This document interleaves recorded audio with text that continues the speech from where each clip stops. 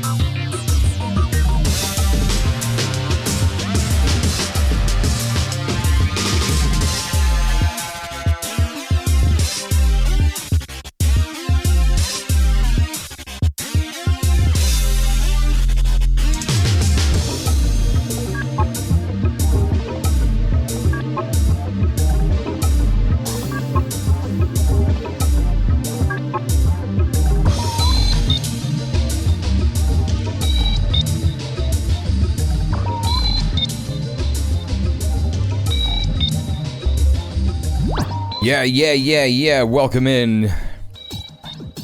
It is indeed Tuesday, innit? It's Tuesday, innit?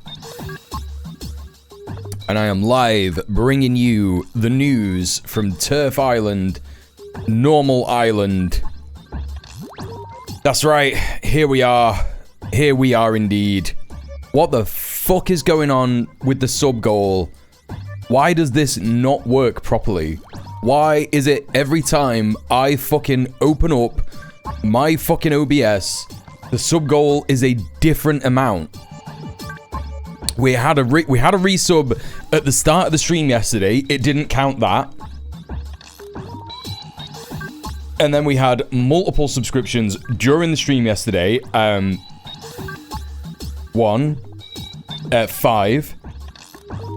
So we should have been on 6 at the end of yesterday. 7. We should have been on 7 at the end of yesterday. I had 6 gifted, 1 resub from Aslan, 6 gifted from Krill. That should be 7. And then Johnny has just resubbed now, and it has reset the sub goal to 1. So not only has it counted the resub like it didn't do yesterday, but it has completely wiped all the gifted subs. So now I gotta go into this shit and sort it out. Anyway, chat, good to see you. How are you? Johnny, thank you so much for the 67 months. Whoa. Thank you so much for the 67 months, dude. Really appreciate that. How are you doing? It's good to see you. We got Johnny, we got B-Rat, we got Ninny, we got Nappers, we got Steph. How are you all doing today? What's going on? What's good? Good to see you. Let me just resolve this shit. Okay, sub goal.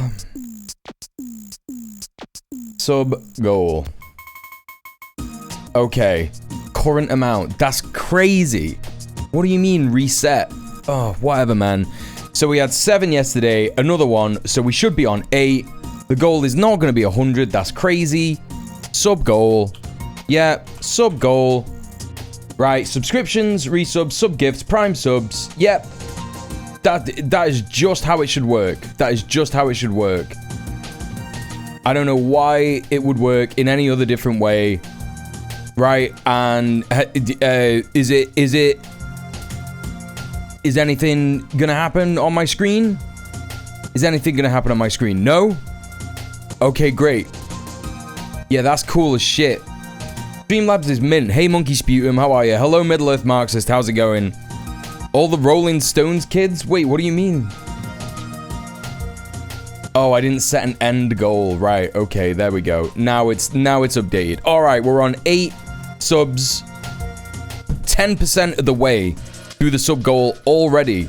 Over a quarter of a way through the dono goal. This is crazy.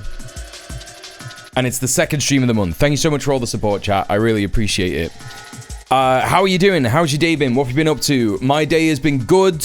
I ran into one of my neighbors who I had an unfortunate first meeting with a couple of weeks ago when I ran into him as he was like getting into the gaff.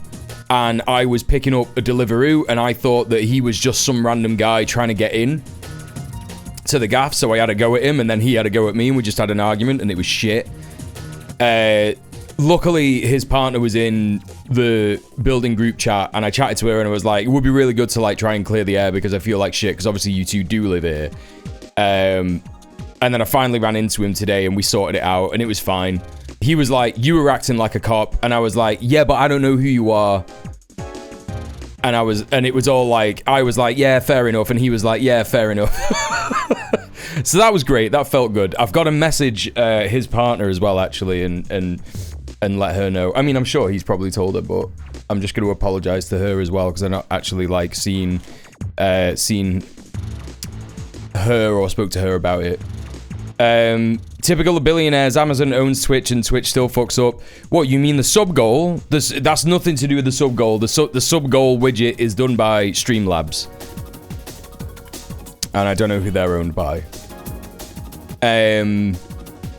So that was good. That was a good interaction that I had. That was great. Obviously very good news today about Zack Polanski and the other people elected into leadership positions in the Green Party. We're gonna go into that in a bit. Also I meant in general, Twitch does fuck up quite a lot. Yeah, you're right. So we're gonna go into that in a bit, and yeah, generally speaking, got a bit of work done today. Gonna be doing some more work after the stream. Uploaded the VOD from last night, did the thumbnail, organized some Red Planet stuff, did a TikTok, and also, what else? What else did I do? I did something else important. Went to the shop, did the recycling, did the washing up. And I know that sounds really small, but I had a proper, you know,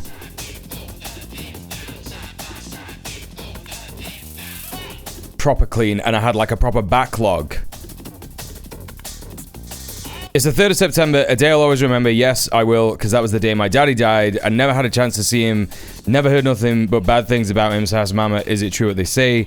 Papa had other kids. Papa was a Rolling Stone. Papa was a Rolling Stone. There you go. Yeah, huge banger, by the way. Love that track. Hell yeah. Is that the actual lyrics of the track? It's the 3rd of September? That's crazy.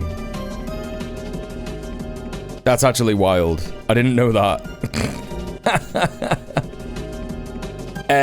What else have I been up to?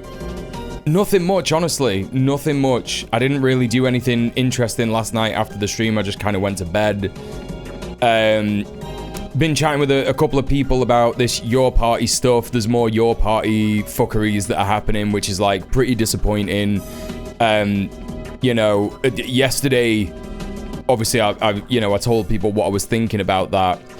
But today, I'm absolutely like, oh shit, okay, like, there is no way that I would, like, ask any trans person. I already felt this way about it anyway, but there is just no way I would ask any trans person to want to join Your Party when straight out the gate, they're welcoming organizers. We're going to get into it in a bit. I'm going to talk about it a little bit, but, you know, I think the line has to be, we as cis people, if we want trans people to feel accepted, if we want trans people to feel, you know, the same kind of hope that we feel about the new party, we have to fight like hell for their rights.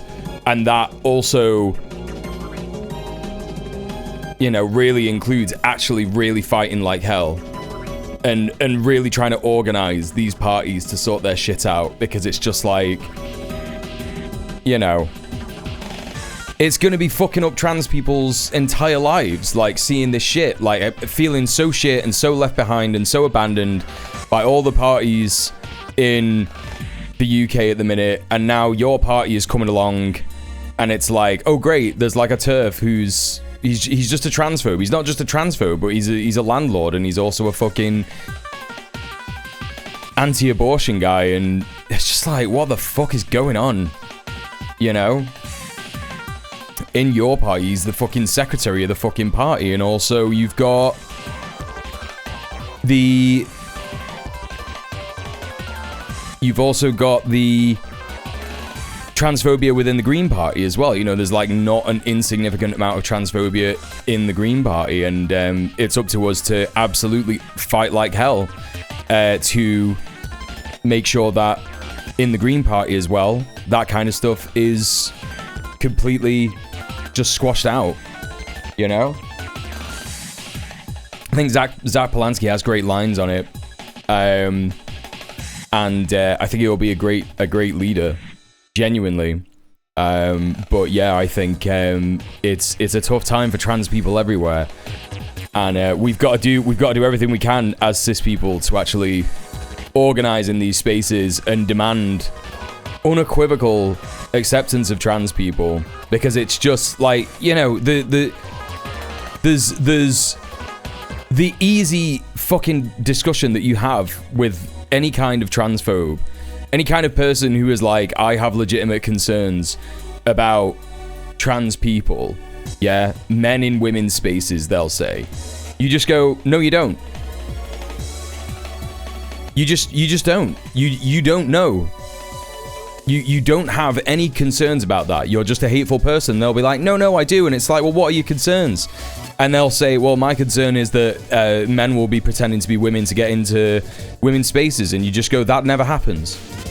You're a bigot. That never happens. That's the end of it. You're a bigot. You're speaking over women. No, I'm speaking over you because you're a bigot. Like, you know, if a woman is like turning around and being like, migrants are all coming in this country and doing all this shit, and you go, you're a bigot, and that bigot responded and said, you're speaking over women, you would go, no, I'm speaking over you because you're a fucking fascist. You're a bigot. That's the end of it. Like, it's so easy to say that to people. And you have to say it to people, you know? You have to. Because trans people are fucking exhausted. You know, like we literally had Steph in the chat saying yesterday that she's getting agoraphobic. Agoraphobia is like a proper fucking ruthless, horrible thing to have. And someone saying that to me is so upsetting to hear, especially in my community. Someone like Steph. You know, we have to do something. We can't just sit here and just be like, yeah, nah. Hey, Mr. Dang, how are you? Your party membership with the MPs need to stand out and get a handle on transphobic elements. Yeah, absolutely. I've been seconded to a closer store for a month starting Monday, so cool, I guess. I won $20 Steam card thanks to my walking in Astro Annie's walking group. Astro Annie's walking group. I have no idea what that actually is, but that's cool. Good on you. Great job. Anything else? Anything else? Yeah, I was chatting with Soph a bit about that. I think that's it. Another day, another truly embarrassing Ron DeSantis temper tantrum. Is this about Alligator Alcatraz getting closed? Because I know that there was a federal judge that said, yeah, you gotta close that. And he was like, nah. And the judge was like, nah. And it's getting dismantled, right?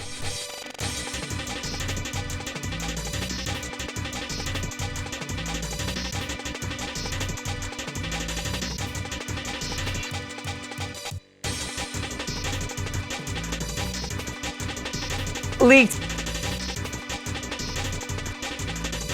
They declared war on the Pulse nightclub memorial. All right, okay, let's Pulse nightclub memorial Ron DeSantis. Oh, is that what that is? I've been seeing... Oh, man, this is so embarrassing. This is so embarrassing. It's this stuff.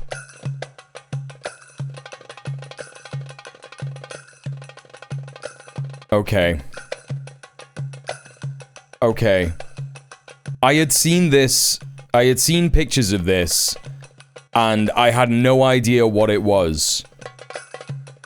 So, apparently, I had no idea that crossroads was the Pulse. It's a bit of a crap memorial. I'm not gonna lie. As a queer person, it's a bit rubbish. I understand that this is like a community selected thing or whatever, and, you know, maybe it's not for me to say, you know, but I think, it's so unassuming. It's so completely unassuming. The crosswalk is only part of it. Right, okay.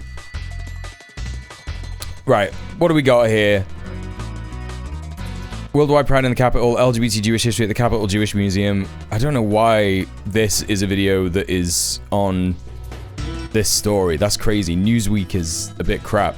People in Orlando have defied Republican Governor Ron DeSantis and reinstated a rainbow crosswalk outside the Pulse nightclub after Florida officials removed the painted crossing installed in memory of the 49 people killed at the site in 2016. The restoration was led by local community members and LGBTQ+ advocates who gathered at the intersection following the overnight state-directed repainting. In a video shared to social media by the account Jeremy Rodriguez, people could be seen DIYing the rainbow crosswalk and drawing the colors back onto the ground.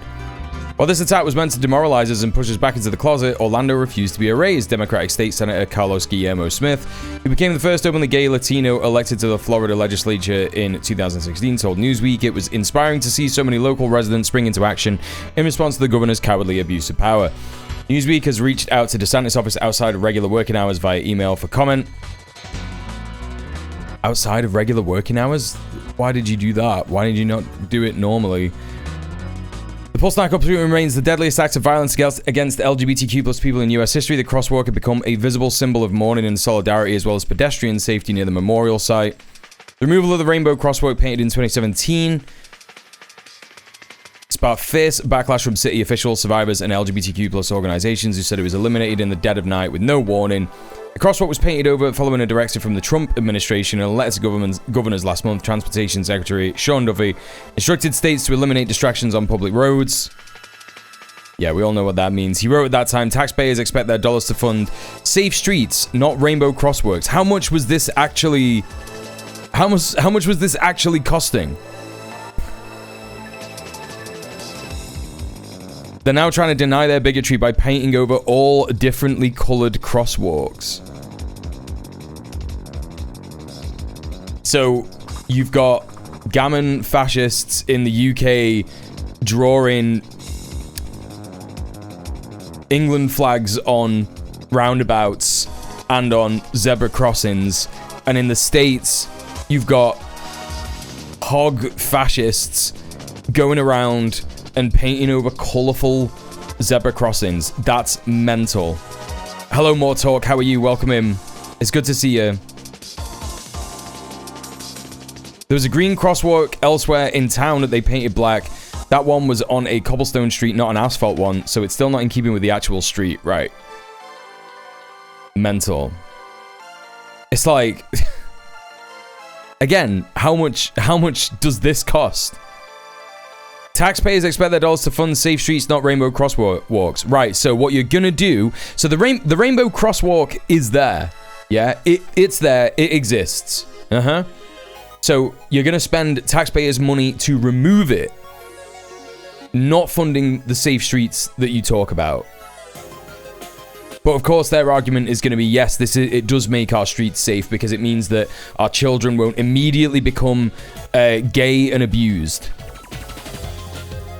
Because that's what happens. Whenever a child sees a pride flag, they immediately... That's just child abuse. It's straight away. That's what that is. Straight away. Just insane. Completely insane shit. Painting them black so they're less visible to motorists, and now the street is less safe, right? It's just so wild. Let's take a look at the Guardian article here. Florida crosswalk, what? Like, this is so stupid. It's so stupid. Conservatives spent hundreds of thousands dragging the local council where I live to court over our rainbow crossing because they hate paying higher rates, you see. It's like, yeah, okay, man, make it make sense.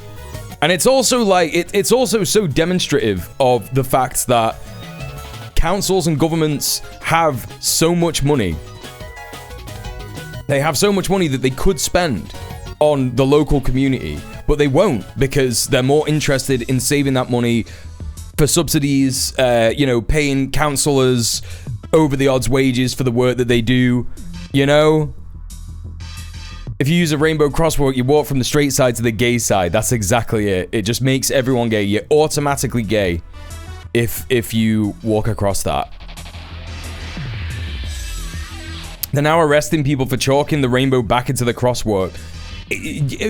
How? This is unsustainable shit. It's completely unsustainable shit. Hey, Luna Rose, how are you? I once wrapped my son in my trans flag to see if it would work. Unfortunately, he's still cis. Yeah, exactly. Exactly. We've tried. We've tried so hard. It doesn't work, actually.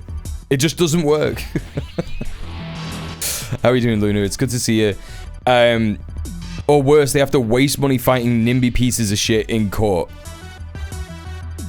I mean, yeah, depends what kind of a NIMBY it is, because obviously there are some people who get called NIMBYs who are just refusing gentrification, right? You know what I mean? But yeah, there will be NIMBYs who are like, I don't want to have this stuff, like, you know, no rainbows in my backyard, you know? No rainbows in my backyard. Ugh, nightmare shit. Anyway. So, like, I'm confused as to what's going on here. You got, like, the Pulse thing there. Moved overnight outside of Pulse nightclub. So, does the nightclub still exist? Can people still go to it?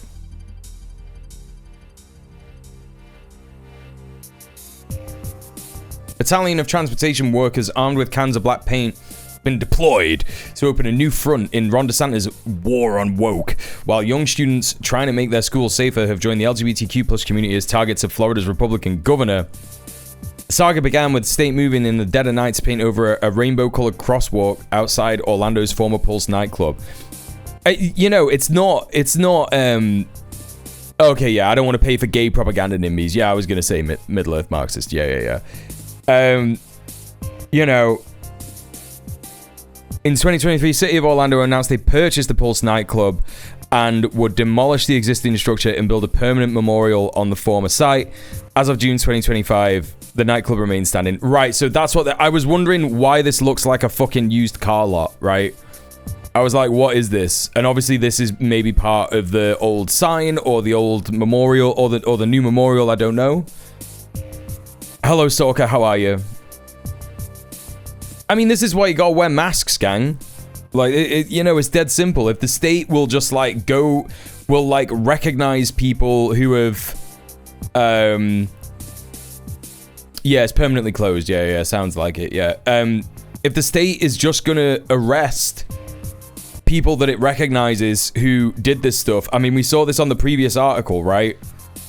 It was, like, a bunch of young people, well, what looks like young people, repainting the, well, not really repainting it, but just doing it in chalk, you know? In chalk! Chalk, that shit washes out in the rain. Come on, man.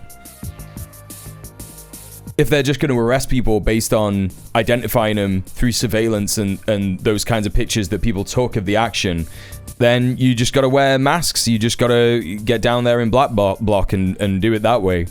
That's the way you do it. Because, you know, that is the thing that will annoy them the most if people just keep doing it. And I think that people should just keep doing it. Because that is... it's a testament, right? It would be so easy to just keep doing it, especially with the amount of people that they had. Let's have a look at this.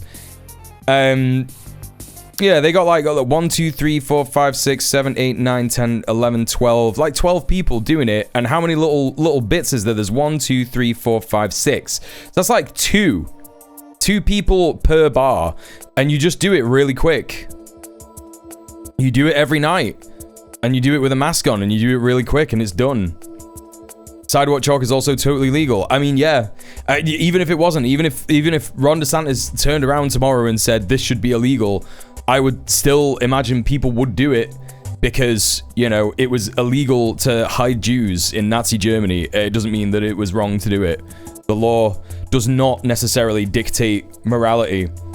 And, you know, I think more and more people are realizing that.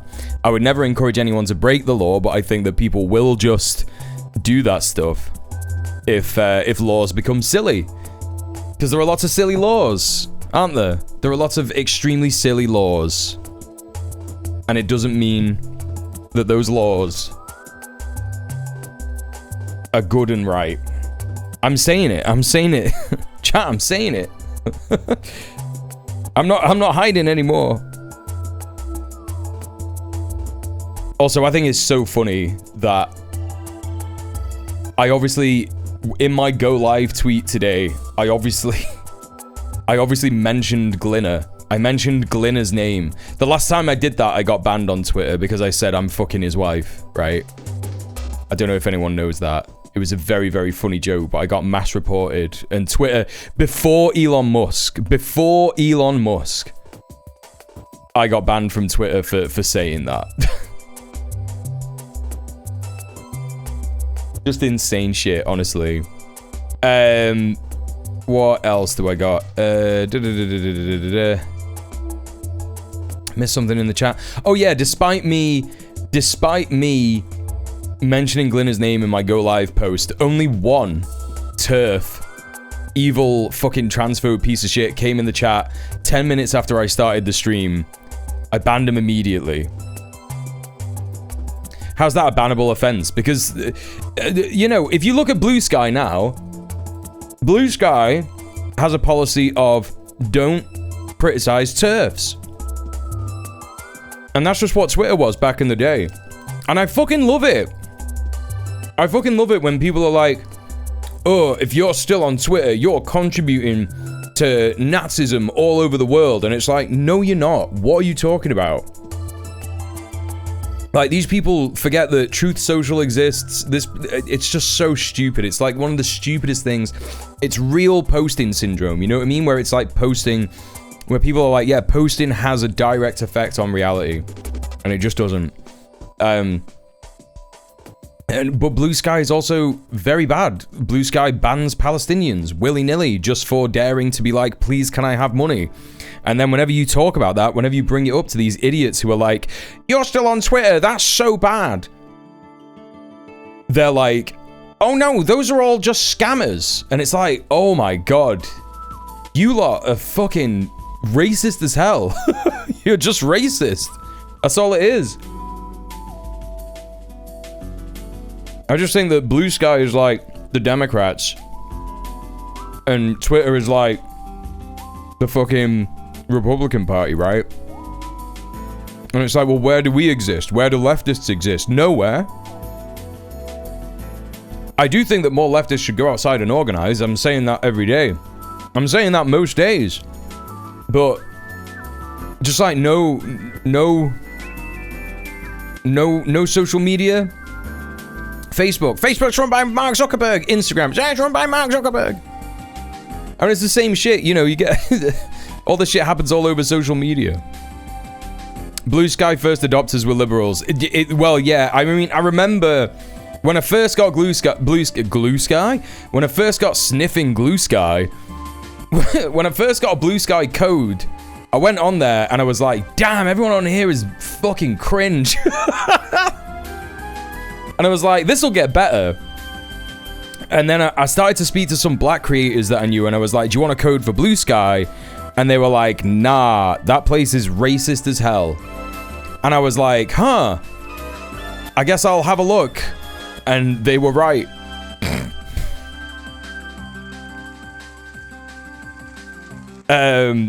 You know. So, there you go. It's one of them, right?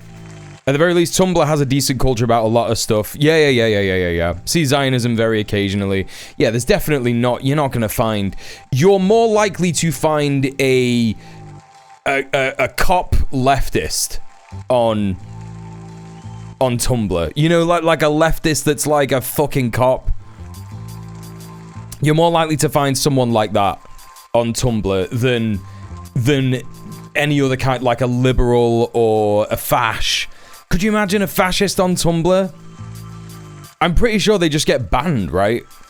I used to love a bit of Time Bond. What is Time Bond? What's that? Anyway, everybody should get off these sites and organize. The only person that should be on these sites is me. Glue.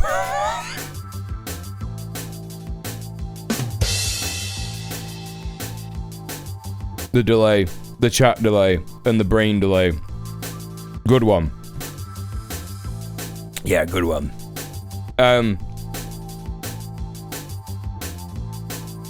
We're 40 minutes in.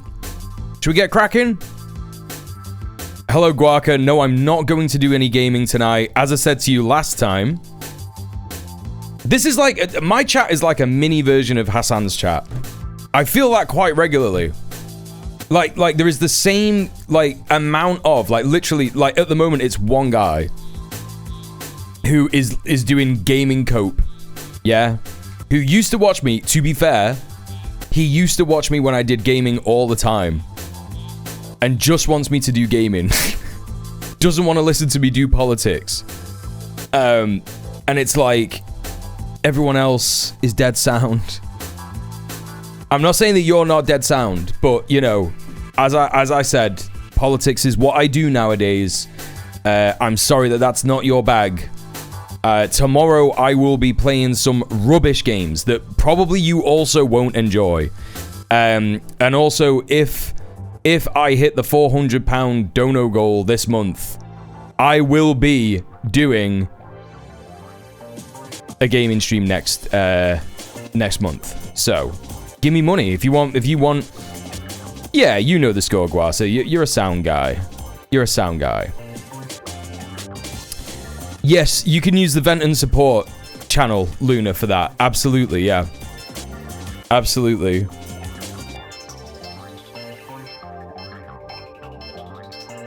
Where am I up to now? Let's get started. Let's get started with the news. I mean, we've got good news to start with. I'm very excited about it.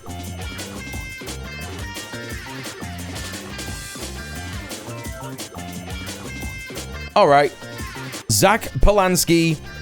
I was very excited about this guy. He essentially started to talk pretty openly about socialist reform of the Green Party a couple of months ago.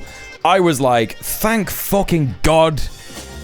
Using the term eco-socialist as well. And I literally joined the Green Party so that I could vote for this guy and vote for a bunch of other people to go into leadership positions. I'm just going to check something, chat, real quick. Chat, have I got cat hair on me? No, but there's cat hair. Just want to... Just before I continue... Is it on here as well? Sorry if that's loud. I want to make sure there's... I looked at some clips last night. I looked at the VOD last night and I was like, oh, I just had like cat hair on this shoulder. And it's obviously, you know, I'm not a gross guy. I've got a cat with white hair and I'm a goth. You know what I mean? Okay, right. Let's get back to it. Sorry about that. So I joined the Green Party just to vote for this guy because I could see that he was talking absolute sense in the midst of all the awful, evil, neoliberal crap that we have to deal with in the UK and not having anyone that we can genuinely hope to vote for. And even though your party was announced at the start of the voting period for the Green Party, we could see that your party wasn't organized enough to even get involved just yet. To even be supported in the same way that you can support the Green Party, because all you can really do is say, I support the idea of a new party. We're going to get into why that's been a little bit problematic in a bit, but for now, let's take a look at what Zack had to offer and what he was talking about in the run-up to the election. Why aren't you sacking Rome? Not that kind of goth. I would sack Rome. I would sack Rome if I was alive at the time. You know I would. You know I'm that kind of guy. What kind of goth has a white cat? Hello, Weenus. I rescued my cat because otherwise he would have ended up in the home. So I didn't really have a choice of what color he was going to be. You know what I mean? It was like, hey, look at this really cute kitty. He's going to go in a home. And I was like, that sucks. I think he should live with me instead. So there you go. All right, let's see what Zack has got to say. Why is everything so shit? Our wages are shit. 500,000 workers protesting over pay, jobs and conditions. Our rivers are swimming in shit. Across England last year, raw sewage spilled down to England's rivers, lakes and coastal waters. And most politicians, they're full of it too. Order! Order! And here's the truth. Those same politicians sold you out. The people you voted for, your supposed representatives, they stopped serving you a long time ago and now entirely serve big business. And once you see it, everything clicks. Follow the money and you'll see both Starmer and Farage whining and dining hedge fund billionaires, oil and gas companies, arms traders, same dealers, same game. So what am I going to do that's different? I'm Zack Polanski, the new leader of the Green Party. And for starters, I'm saying this out loud. That's going to make me enemies fast. But I'm not here to make friends with the people wrecking this country. I'm here to take them on. And I know I'm not doing this alone. I know you're with me. We don't have to agree on everything. This is a democracy. We just have to have a common cause. So it's time to put money back where it belongs. into our communities, into the NHS, nationalise our water companies, stop selling arms to Israel, and of course, protect our natural world. The Green Party won't leave anyone behind. Let's turn our country around. Join us. Draw the line. All right, so I think that might have actually been his leadership celebration video. So I was wrong that that's what he was saying in the run-up to the election. But he was saying all this stuff in the run-up to the election anyway. So that's the kind of line that Zack didn't hit the gritty 7 out of 10. What do you mean didn't hit the gritty? What is that? What are you on about? Hit the gritty? Didn't hit the gritty? What do you mean?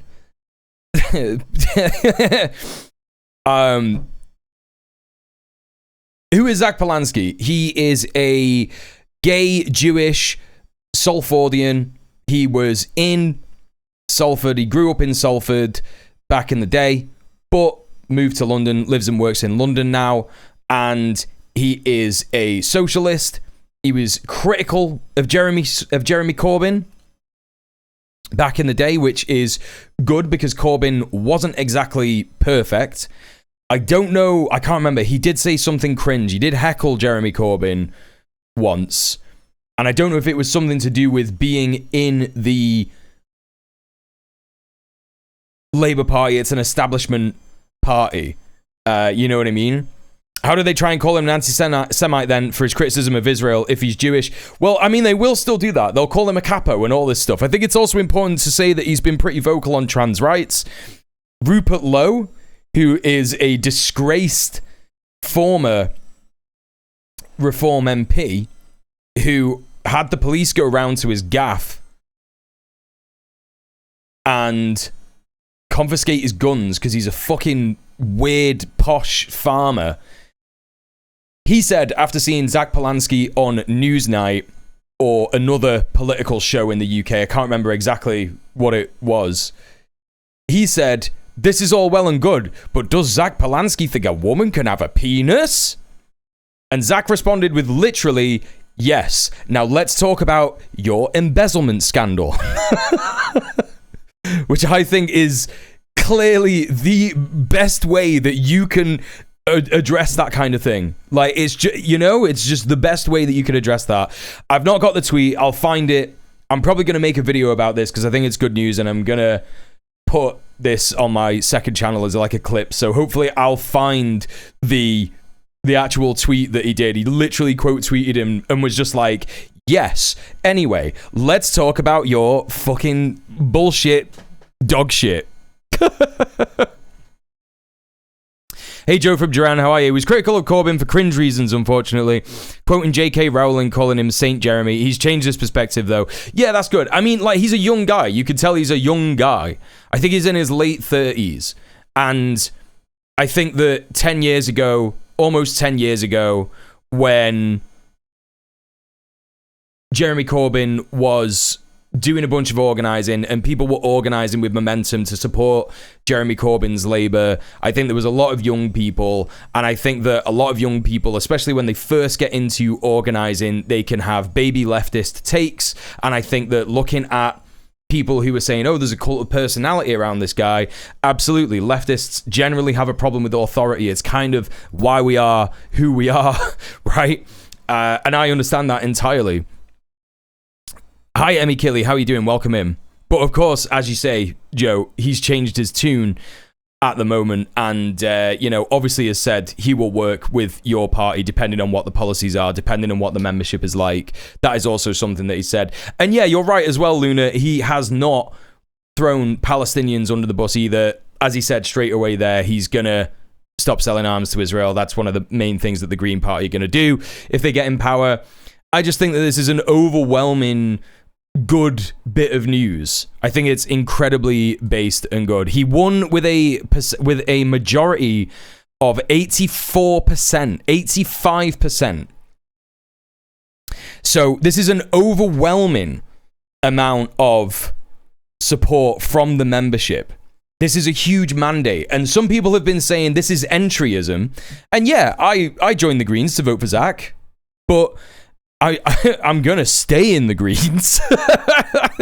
You know, I'm gonna stay in the Greens, and I think that established policy briefcase wonk knobheads like Ellie Chowns and Adrian Ramsey, who were saying things like the Supreme Court decision about trans people was correct, and there is a painful debate. I think that that's always going to get you a decent amount of criticism. They also said that they understood some people's legitimate concerns about migrants. And I think that, of course, those are going to be overwhelmingly unpopular opinions in a party that is made up of mostly people who are eco-socialists, right?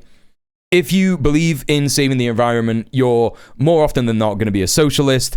And so you should be a socialist. You should want socialism in the party that you're in, right? I just think it's pretty obvious. Me and my housemate are super happy that Zack won. Adrian did the trans women in sports bit. Yeah. It's just dog shit. Like, why would anyone ever vote for these? Like, you know, you could just tell by looking at their faces. I hate to judge people on appearances, but it's like, this guy just looks like every other politician, and so does she. You know, Zack, he's got a fresh shirt on, a fresh blazer. It's a nice kind of cool beige.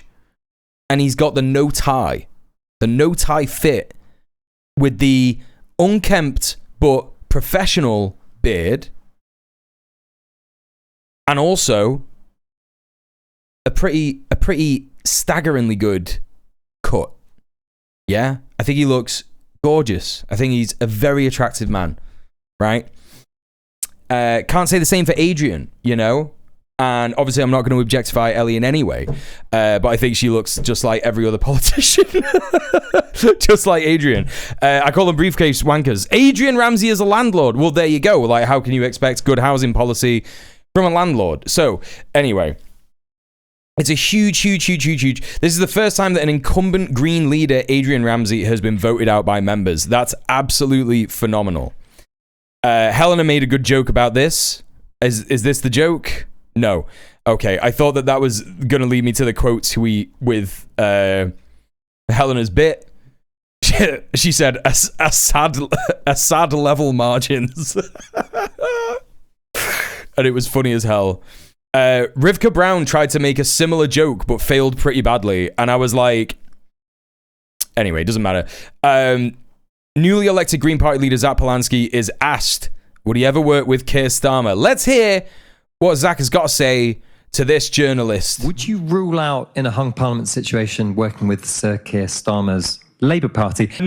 It would be wild to rule out working with anyone at this point, because I've only just been elected leader, and that's a decision that the membership will make. I'll give my opinion as it is today, with the kind of caveat that opinions can change as things work on. In Keir Starmer, we've seen someone who got elected on the coattails of Jeremy Corbyn, who made lots of promises to protect communities, to bring about a left-wing change in this country, to stand up for some of the poorest communities. And what we've had in Keir Starmer is despicable in terms of the politics. It is someone who has sold those communities out. He's not just sold his party out and the people who voted for him. The people I'm more concerned about are the people that are suffering in this country every day, who are worried about the future of this country, who see Nigel Farage give, and let's call it what it is, a racist press conference, and not just not condemn it, but implicitly nod to it. So I can't imagine any scenario where I would want to work with Keir Starmer. And I think in a scenario where we were in a hung parliament and we got that many seats, I think it would be odd that if that many people had stopped voting Labour and switched to Green, to then work with Keir Starmer. So I think you can clearly hear from my answer how I feel about that. Would you rule out... That's just based as hell. They're done. Chat, Labour's done. It's over. After this election, there's no bringing them back. They will be relegated to Lib Dems' embarrassing, embarrassing shit. I think the Greens are going to make huge gains after this. I think that Zack being elected is going to get people more excited about the Greens. I think that your party is a little different, and we'll get into that a bit. We spoke about that yesterday, but we'll speak about it a little bit again today. But, you know, with answers like that, they're done. And it's so easy to do... It's so easy to answer a question like that. Right? It's so easy. What do we got next? Zack Polanski is asked, will you work with your party? So let's hear this. Do you think about the party that he's setting up? Would you work together with them? Would you have an alliance? The first thing I'd say is this idea of radical left politics. If we're talking about what are the policies there, we want to nationalise the water companies. We want to tax multimillionaires and billionaires. We want to make sure that we're tackling the climate crisis and protecting nature. I think these are policies that are popular in the country. And actually, although they're considered radical left, I think that sometimes in the past, people who have advocated for these policies have allowed themselves to take on those labels, as opposed to going, these are policies that the 99% of communities want. These are people who don't...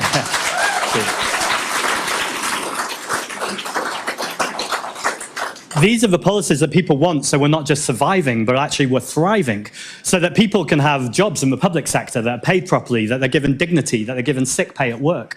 These are the things we're advocating. In terms of the new party, I think this really speaks to the political moment. Some very cynical BBC editing there. They like cut him off as he was talking about extremely important shit, and in their head, you know, their justification will be, oh, he was rambling on about leftist socialism. Blah, blah, blah. Keir Starmer is failing so badly that not only are the Green Party massively surging to his left, a movement that doesn't even exist yet. We don't even know what their policies are. People are saying anything but that, anything but the old political system. Now, I and the party clearly have a job to do to speak to those people who haven't yet joined the Green Party, to say, if you believe in environmental, social, racial and economic justice, if you want to see climate action, protect nature, workers' rights, lower bills, then join the Green Party, because this is the exact place for you. It's too soon to talk about joining or electoral coalitions. I'm actually going to steal a line from John McDonnell. I'm being fair and crediting him rather than pretending it was my own original thought. He said he's not interested right now in electoral coalitions. He's interested in intellectual coalitions. And I think that's a really sharp phrase, because I know the MPs, in fact, anyone in the party, wants to work, and as they do in Parliament, with anyone who wants to challenge a failing Labour government and take on fascism and the far right. And so collaboration, cooperation is in our DNA and as a party. So I'm watching what's happening very closely, but my real focus and the party's focus right now is growing this party that nearly got 2 million votes, that has 39 second place finishes. We're going to see more councillors and more MPs. The Green Party's moment is now. Do you think about... He's right, and I think that's a really normal view on your party. Especially with what we're going to be talking about in a bit. TTK, how are you? Welcome in. Rivka Brown with this with this ridiculous joke here, but she is right. She is right in what she is saying. Sadly, I don't think Polanski's dictator level results in the Green Party. She's trying to copy a joke that Helena made earlier today, which was Assad level margins, right? Which is funny as hell coming from Helena, but Rivka I don't think has the same, I don't know, just doesn't have the same vibe, and it's just a bit of a poorly executed similar joke. It won't have any effect on the Labour Party. She's right though. She is right. It won't force them to change policy. It's because they don't see the people Polanski is trying to appeal to as real people. It's some imaginary white guy in a flat cap in Clacton, which is incredibly fucking true. The Labour Party, as I was talking about yesterday, they tried to do this super briefcase analysis mode, forensic analysis of the electorate, the working class electorate, and they were like, we lost the North Red Wall voters because they're all racist and they wanted more Brexit and more racism, so they were like, right, more of that. That doesn't exist. It's not like a real thing. The people in the fucking the people in those areas, like the Red Wall is literally where I live. It starts here, you know what I mean? In Manchester, the Red Wall wants people to do social policy, socialist policy. We want people to reverse austerity. We want a government to, make people's fucking lives better. Do rent controls, more social housing, more council housing. You know, increasing wages, taxing billionaires, social programs for kids, social programs for, you know, for people who are struggling with alcoholism and shit. You know what I mean? Hey, Helgina, how are you? Dr. Strangelove did get all right. Yikes. What? What are you on about?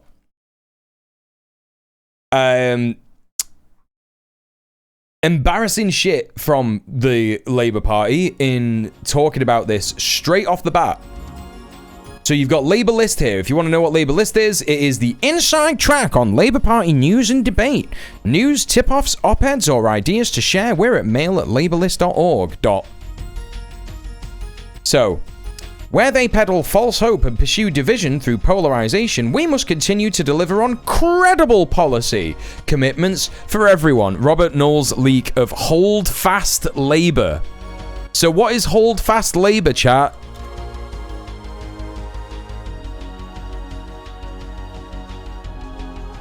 This is crazy, man. This is crazy. The Labour Party faces challenges across the country at both a local and national level from smaller parties. There are societal factors that push polarization in our nation's politics.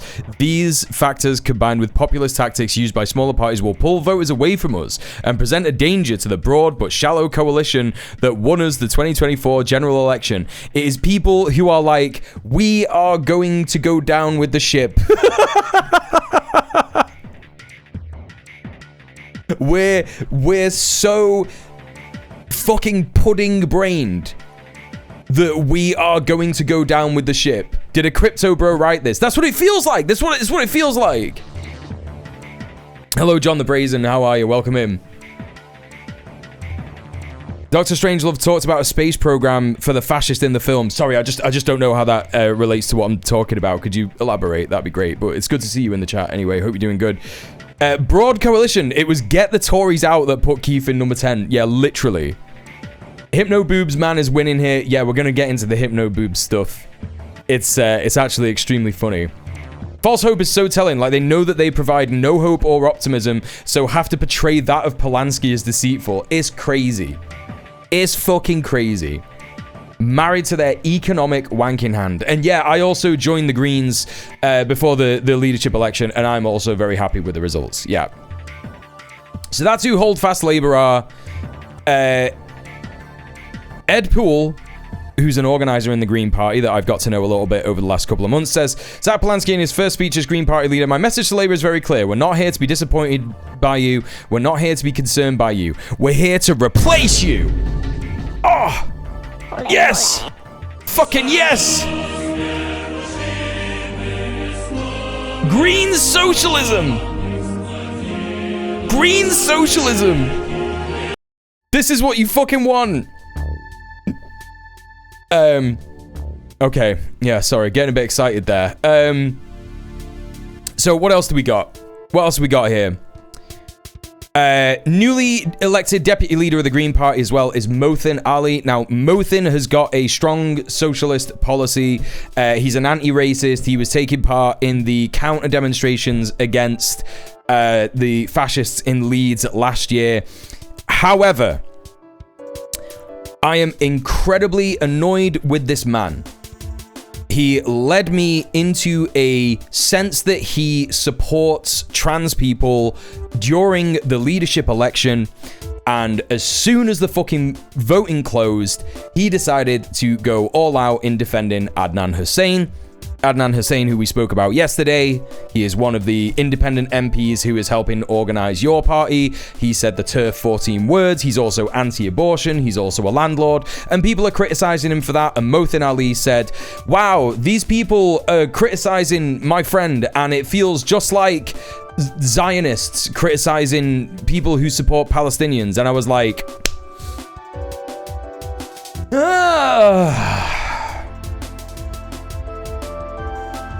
I was talking about Trump's speech right now happening where he talks about the Space Force. Right, okay, because we're not covering that, and I had no idea what you're talking about. Okay, maybe we'll have a look at that in a bit, Helgina.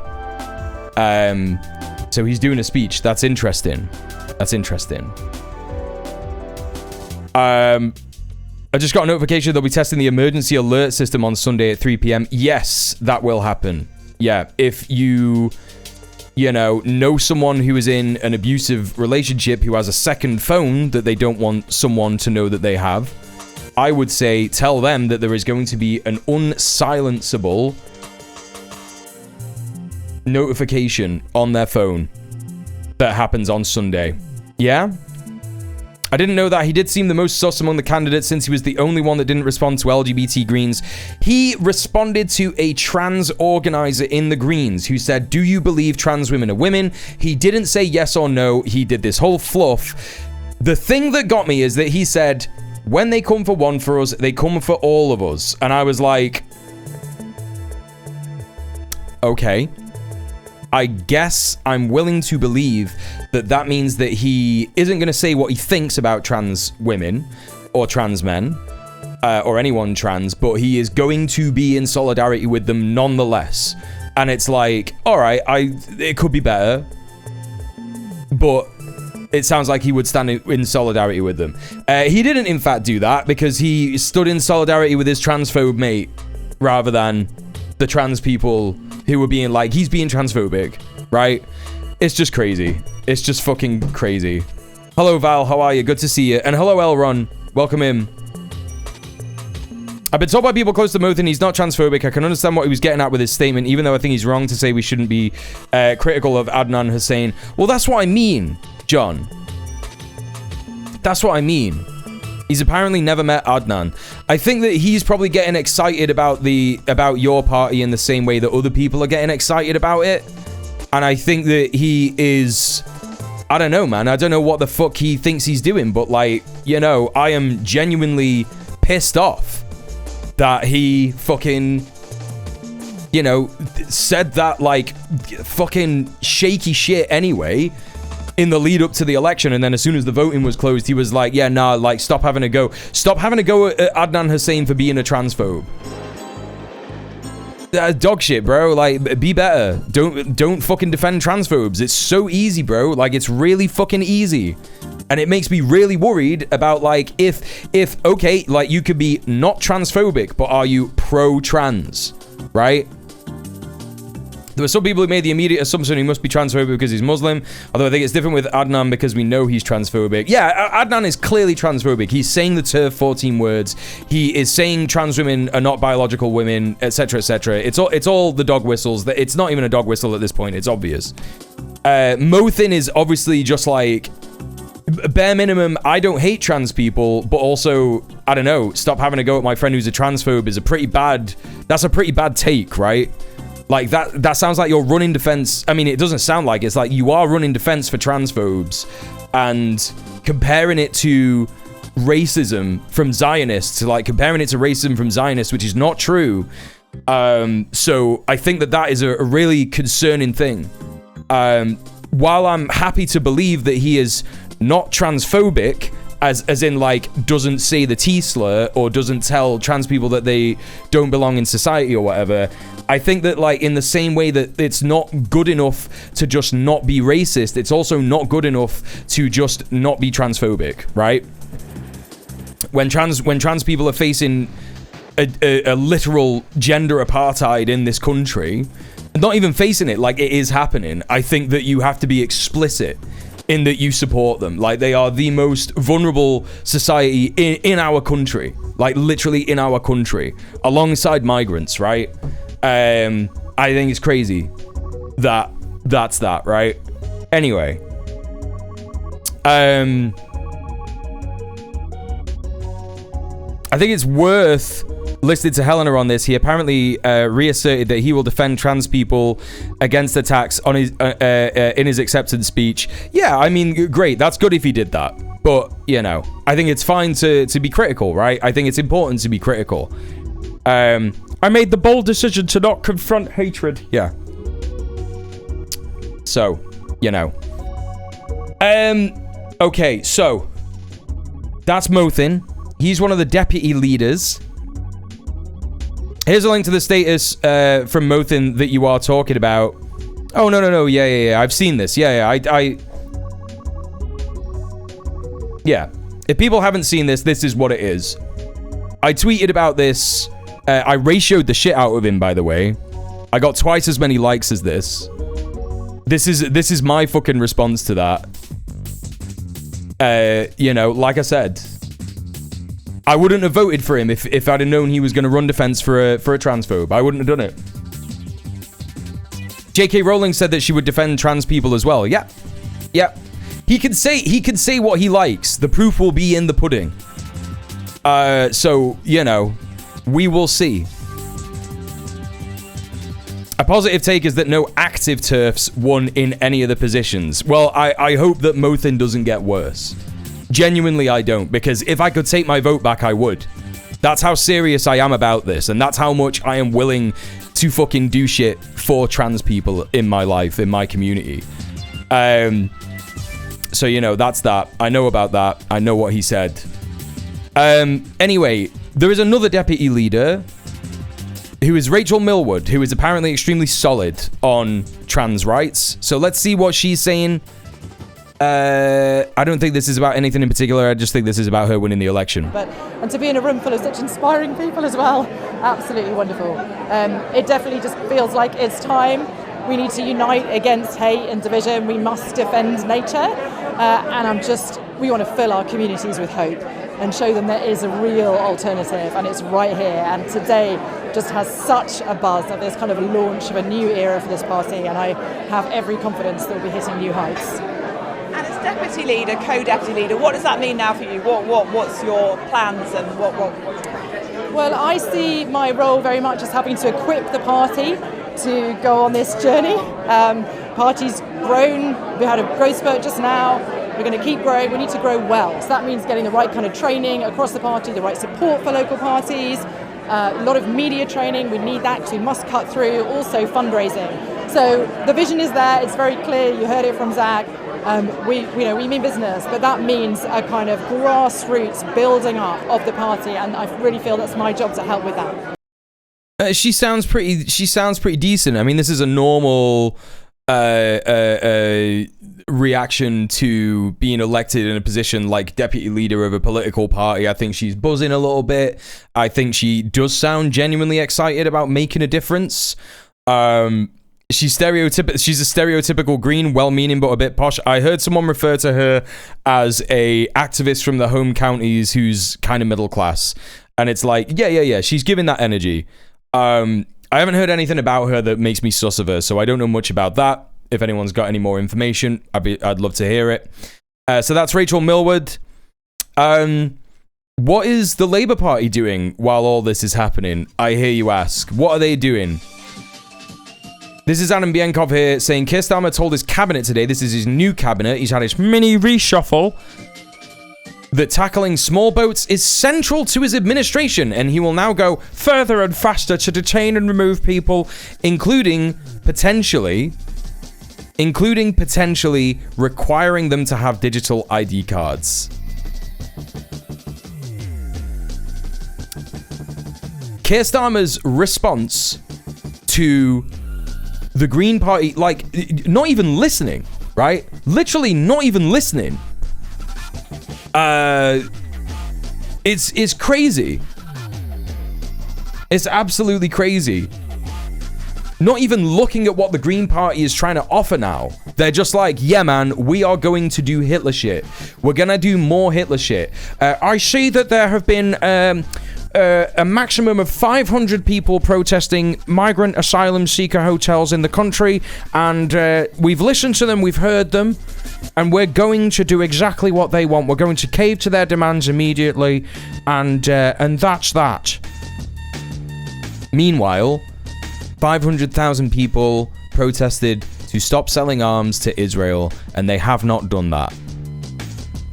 What fucking world are we living in? I mean, look, I've said this before. My political analysis is this. There is too much of a financial incentive to be the Prime Minister, you get way too much money. There is far too much lobbying money that gets thrown around. £200,000 from Israel, £20,000 from Israel, yada, yada, yada.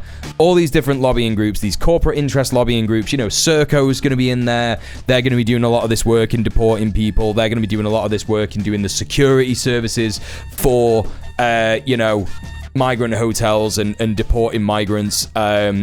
You've got what's-some-face, Sodexo, the private prison lobby.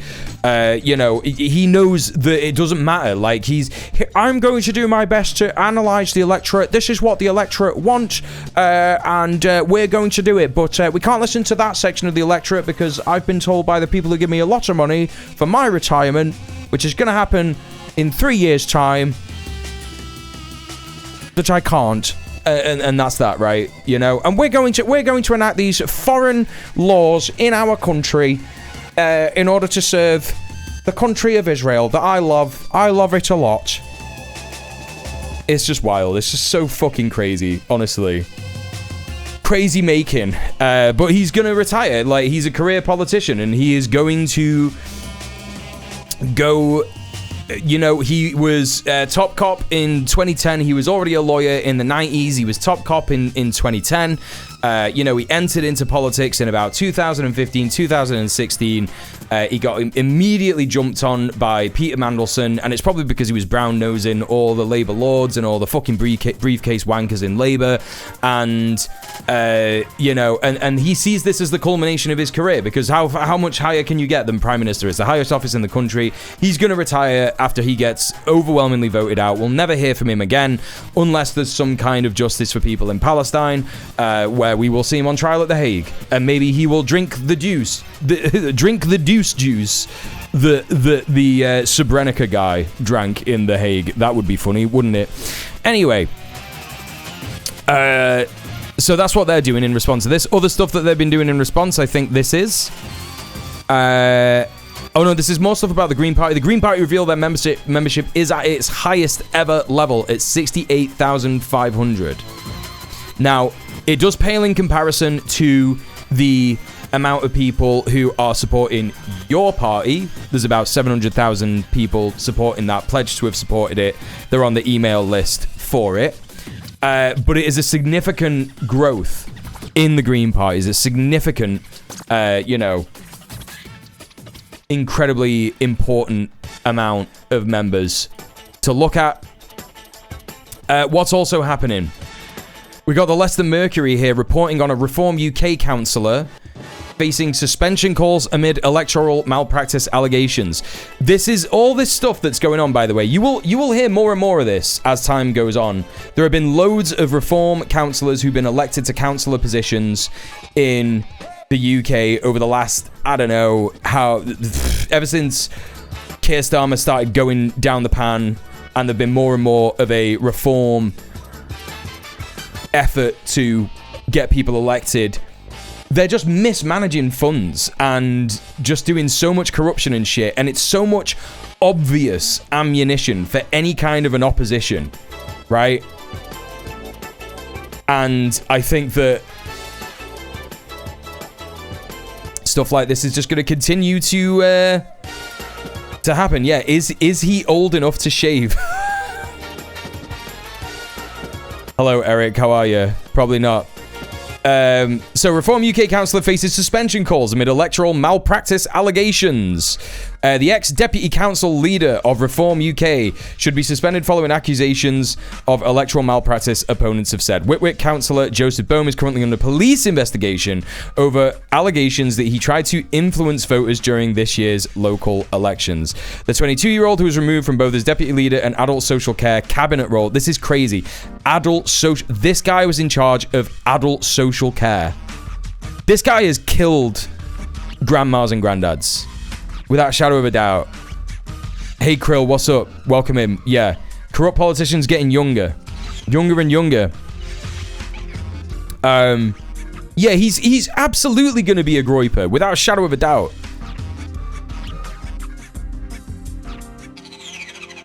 Filmed in May this year, allegedly handing out ice creams from his family's van close to a polling station during Reform UK's local election campaign in northwest Leicestershire. Yeah, I mean that is bad.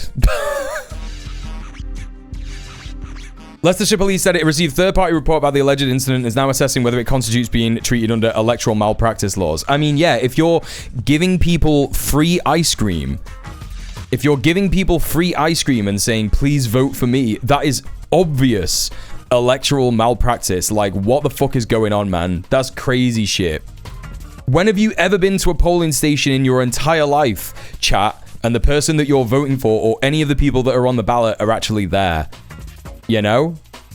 Like, giving you free things. It's mental. It's absolutely mental.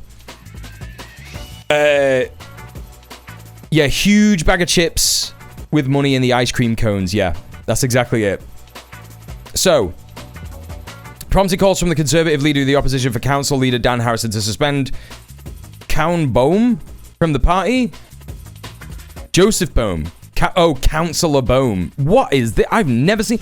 Councillor, when it's shortened is like CLLR, right? CLLR, Councillor Bohm. Not Count Bohm. What the fuck is that, Leicestershire Live? Anyway, Deborah Taylor said it was essential that public confidence in the democratic process is upheld, saying the claims being made against him were a serious allegation of electoral impropriety.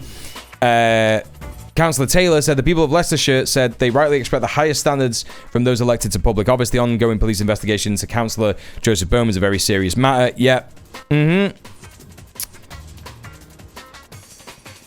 Reform UK spokesman said the Leicestershire Conservatives clearly still can't grasp why they were reduced to a mere rump in County Hall after more than 25 years in power. Instead of constantly berating young politicians, they should pause, reflect, and confront the reason voters are rejecting them not just locally but nationwide. I hate how effective their fucking messaging is, because if you think about it, this second bit is true. Confront the reasons that voters are rejecting them not just locally but nationwide, and they're just not addressing the actual allegations of electoral malpractice. They're just saying, all you're doing is shouting at a young man. How dare you? He can't defend himself. So, there you go. So that's what's happening with some more opposition. We've got some other stuff here. What is the Labour Party doing amidst all of this? I hear you ask, chat. Well, here's Yvette Cooper, disgusting Zionist piece of shit who is basically arresting so many people for holding signs while anti-migrant fascists are running riot in this country. She's doing nothing about it, is sat there looking super pleased with herself on this BBC breakfast show. And why is that, chat? Why is she looking so pleased with herself? Let's have a look. Do you have a flag on display in your home? On your home? Yeah. We actually have Union Jack bunting on our garden shed at the moment. I've got St George's flags. I've got St George's bunting. I've got the Yorkshire Rose bunting as well. I've got Union Jack's flags and tablecloths. We've got the lot. This is Yvette Cooper's house. Like, does she know how insane that sounds?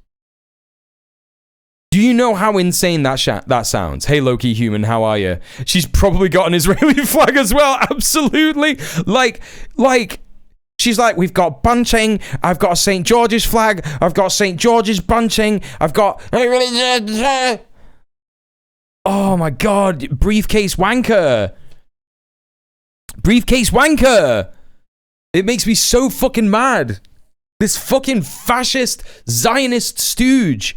Same with Keir Starmer. Keir Starmer yesterday looking proud as hell. Stood in front of his fucking mantelpiece with fucking flags on it.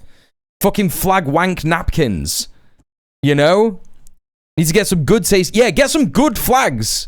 Get some good flags. Bunting is such an embarrassing British word, isn't it? I mean, it's probably not a British word. There's probably... But bunting, it's like, oh my fucking God, man. Get a grip. Get real. Be normal. Impossible. Be normal. British politicians, be normal challenge. Impossible. Difficulty level, impossible. Just one more flag, bro. Yeah, just one more flag. Trust me, bro. Just another line of bunting. Yeah, in it, TTK. John Bunting, Tory councillor. How much lower can Labour sink on the cringeometer? Oh, don't you worry, Eric. This is Labour Press. Now, I don't think that they are a official account, but this is news apparently from the UK Labour Press Office. This is me, Zack Polanski. This is the person who the Greens just elected as their new leader. Right, and what they're referring to is in 2013, it's pretty funny this is pretty funny stuff. In 2013, Zack Polanski was a hypnotherapist who was saying that he can make your tits bigger using hypnotherapy. It's an extremely new approach, but I can see it becoming popular very quickly because it's so safe and a lot cheaper than a boob job. Now, people will be like, yeah, links to the Sun, post ignored. Exactly. Right? Now, apparently this is true. Apparently this is true stuff. But again, chat, you've got to remember, 2013. Thanks, Zach. That's really good of you. Yep. Remember, this is 2013. He was ahead of the curve with Sissy Hypno. You know? Nah, look, you know, if you can point to the fact that this has any kind of bearing on his policy or his politics now, yeah, I will listen to you, but sorry if I don't care, right? They really tried to dig deep to find that, right? It makes me like him even more, exactly. I'm like, damn, this guy had like a silly little idiot phase. You know? Also, he's gay, right? So, probably not gonna be... I mean, I'm not saying that gay men can't be misogynists. They absolutely can, but probably not gonna be, like, weird about this. Doing tit therapy hypnosis, you know? The best way to deal with this is to lean into it, Eric. I agree. I think the best way to deal with this, if this ever becomes like a smear, he should release a video where he was like, and voting for me will make your boobs bigger, right? It would just be funny as fucking hell. Or even just refer to it in a passing way. Just be like, you know, you will, if you vote for me, despite what the Sun says, it won't make your boobs bigger, right? You know, just something like that. So, I don't know, man. I just think it's fucking dumb shit. It's fucking dumb shit. Yeah, I went to Zack Polanski and now my tits are huge. Thanks, Zach. Yeah. Big things are on the way if you vote for me. Yeah, if he just did like a Zoran Mamdani style approach where he just kept like referring to it in a very like non-direct way. In a real campaign messaging about, you know, social housing or trans rights or something like that. You know what I mean? That would be so fucking funny. Zack Polanski, master of hypnotits. Well, people on Blue Sky were discussing this a bit earlier, and we were like, this was a prediction that everybody made. Everyone was saying if he gets elected, they're going to start referring to the titnosis. Titnosis. Ignorant me did not recognize in the portmanteau. I actually thought that titnosis was like a medical term for a lisp because he has a bit of a lisp. I was like, if they focus on his lisp, that's just game over. Like, you can't do that. But no, they're talking about titnosis. All right. So, there's a bit of depressing news about your party. We went into the majority of it yesterday, so I'm not going to go over all ground on that. Adnan Hussein, who was the secretary, is a transphobe. He is also a landlord. He is also anti-abortion. It's pretty annoying and upsetting that that is the case. But it appears that this has really enabled other transphobes to want to join the party. And what appears to be happening, and what I think is going to happen, if cis people do not fight like hell for trans rights within this party as it gets set up, and this is something that other cis people have said to me who are trying to organize within your party, I think that the line is pretty fucking solid. Obviously, I don't think anyone should say to trans people, you need to join this party to advocate for your own existence, because trans people are fucking exhausted right now. But I think cisgender people, if you give a shit about the trans people in your life and you want this party to not have transphobes in it, we should fight like hell to prevent that from happening. And I have already pledged to do that. I pledged to do that yesterday as soon as I heard about this fucking annoying and horrible news. But let's have a look at another fucking transphobe that has been attracted to your party by this obvious dog whistle, more like a dog horn at this point. This guy is called Mark Savotka. Mark Savotka spoke about Keir Starmer's Labour at the time when Keir Starmer was saying things like trans women are women, when he supported trans rights, supposedly. And he's writing here for a Trotskyist paper, the Morning Star, saying, the drive to expel feminists from Labour is creating a hostile environment for women. He's a TERF. He's a transphobe. He's a TERF. Yeah? And this person is involved in the organising of your party conferences in Wales. His wife is literally one of the founding members of Woman's Place UK, which is a huge fucking TERF piece of shit hate group.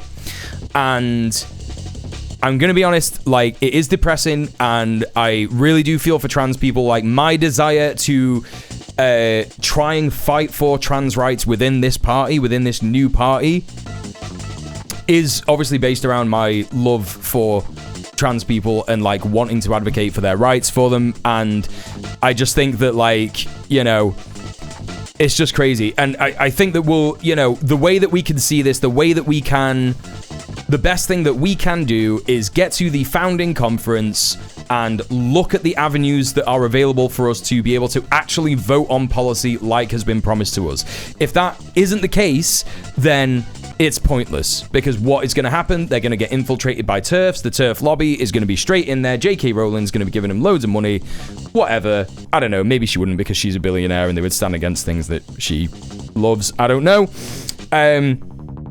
But yeah, it has to stop. And if there is no way for us to do it within the party, then put all of your energy into the Greens. I think that is my advice. If anyone has any criticisms, any trans people in my audience who think that that's stupid, or I should just, like, you know, this is a stupid cis position, it's not one that I've reached on my own. I've spoken to my trans friends about it, and they seem to agree that that makes sense. You know, huge solidarity and love with the trans people in the UK at the minute, because, you know, I can imagine how shit this feels, seeing the new party have so much support behind it, and also see it potentially being a vehicle for TERFs to be in. So, you know, fuck that shit.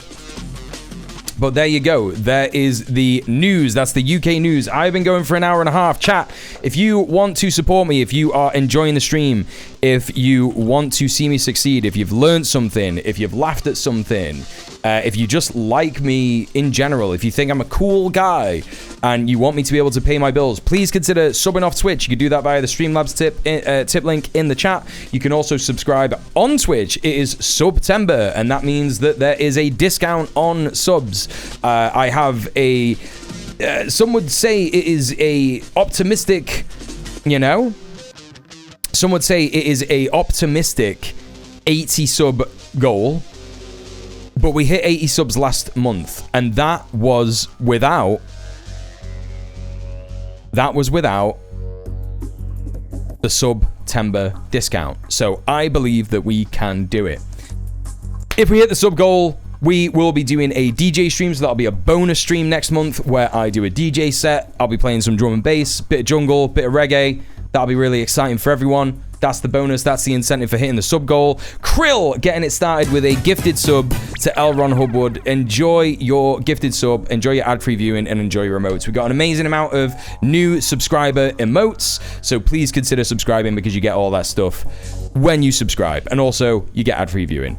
And also, I just get money, and that's great.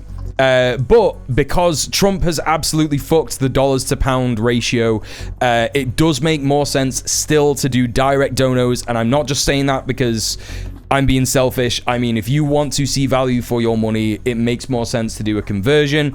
Look at how much money you know, want to spend on the stream or whatever, and then convert that into British pounds. You might be surprised, especially if you're American. The British pound is 75p to the dollar at the minute. So that means that 80 subs translates to 157 pounds. I thought it was a bit more than that. It's not. So there you go. That's what that is. Thanks, Trump.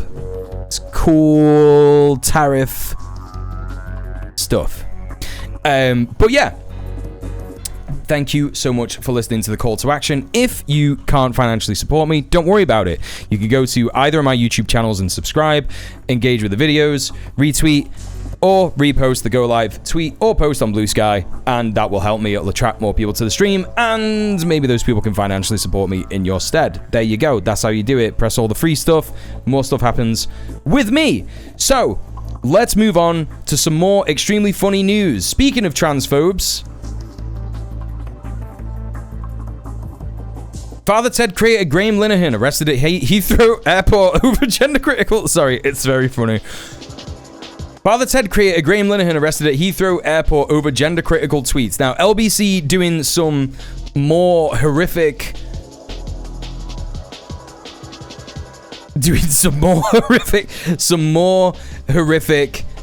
passive voice shit here. Forget the Father Ted creator shit.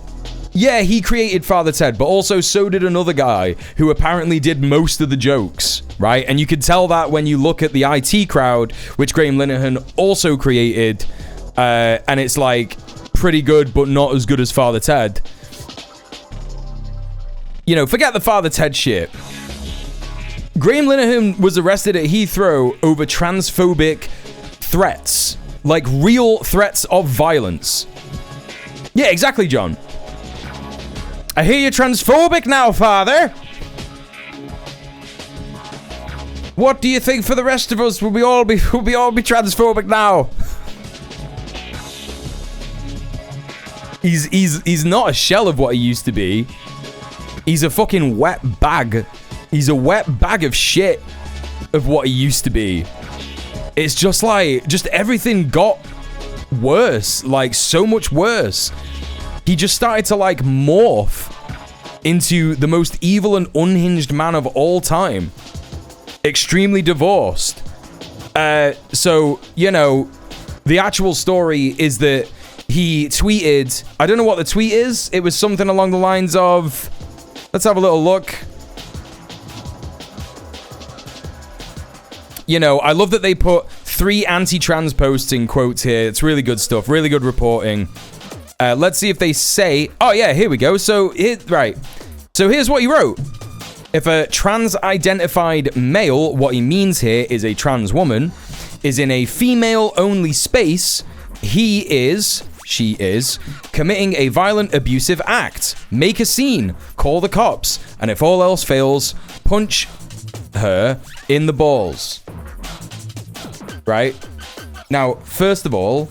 Not all trans women are gonna have balls. That's crazy, dude. That's crazy that you don't know that enough about this, right? It's crazy that you, like, refuse to know as much as, like, other people about it. It's just crazy shit. Anyway, this is calling for violence against one of the most marginalized people in society, right?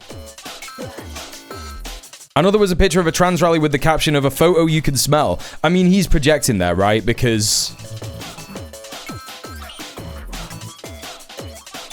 it's bad to see. He's bad to see. He's bad to see. And whenever anyone mentions Glinner, I always remember that one picture of him where he looks like he's cummed all down his pants, right? Do you know what I mean? He's so greasy. He's so fucking greasy. You know he isn't showering. And it's like, come on, man. I know that some people don't shower, and I feel sorry for him, but not for you. Because you are stinky and gross. And a fascist. The third was a follow-up tweet, which said, I hate misogynists and homophobes. Fuck them. I mean, he's not going to be referring to misogynists and homophobes there, is he? He's going to be referring to people who stand up for trans people. You know? He said he was questioned and released on bail with a bail condition that he must not go on Twitter. He will die. I genuinely believe this will kill him. He also said that after being checked by a nurse while in custody, his blood pressure had reached stroke territory.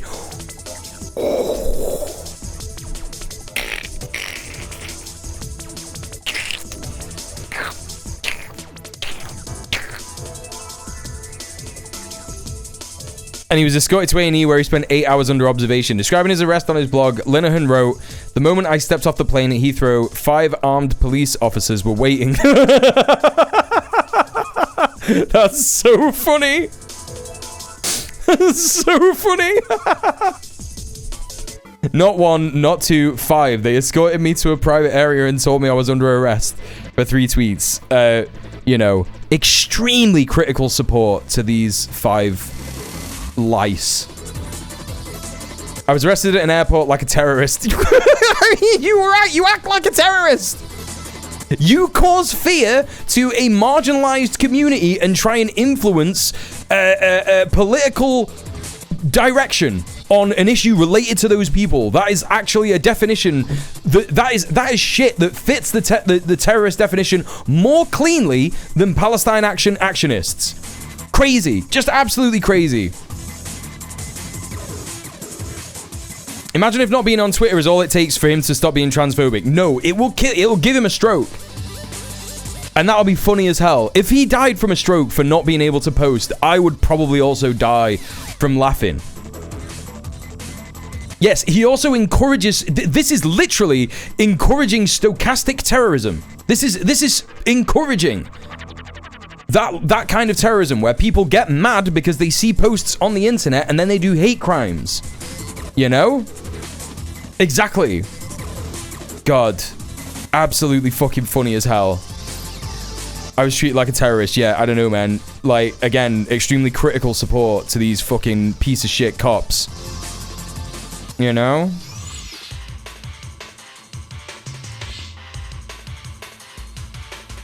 Section 39 assault. Aggravated by discrimination. He's in shit. Yep. A spokesman for the Met Police said on Monday, 1st September at 1300 hours, officers arrested a man in Heathrow Airport after he arrived on an inbound American Airlines flight. Wait, he was coming from America? Oh my God, he was on the Joe Rogan podcast. Oh my God, this is after his Joe Rogan. This is after his Joe Rogan show. He went to America to be transphobic with Joe Rogan. And he was obviously there for a holiday. And then he came back and just got arrested immediately. That's so funny. Okay. All right. That's funny as hell. His condition is neither life-threatening nor life-changing. He has now been bail pending further investigation. Yeah, okay. West faced a trial at Westminster Magistrates Court on Thursday this week over 2 separate charges. I mean, yeah, he's getting to so many different levels of facing state prosecution because of his stochastic terrorism.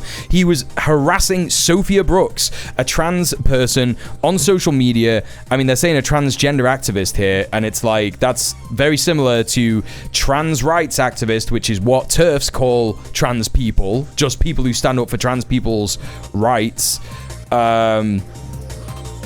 Anyway, Sophia Brooks on social media and another of damaging Brooks' mobile phone in October. He denied the charges. Whatever, man.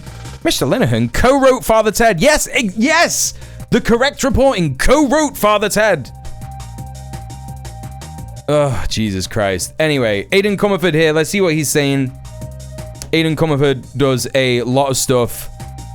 Yeah, so this is the... Yeah, okay. So Aidan Comerford was talking about the same shit that we've just been talking about. There's not really anything here to learn. Oh, look at this. What we got here? Piers Morgan. What's happened to Glinner today is absolutely ridiculous. 5 armed cops arresting him at Heathrow for tweets mocking the scandal of biological men invading women's spaces. When it comes to free speech, Britain's turning into North Korea. Bro, I wish it was, because you would never speak again.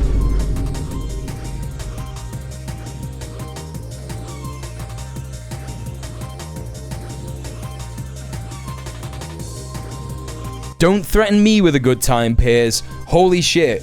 I want to see you on trial at The Hague. Sinead Collins here. Excellent work by whoever chose this photo. This is the Irish Times. I don't know if they're going to have anything new in this article about this, so let's have a little look here. Father Ted co-creator. Well, they go straight off the bat with co-creator.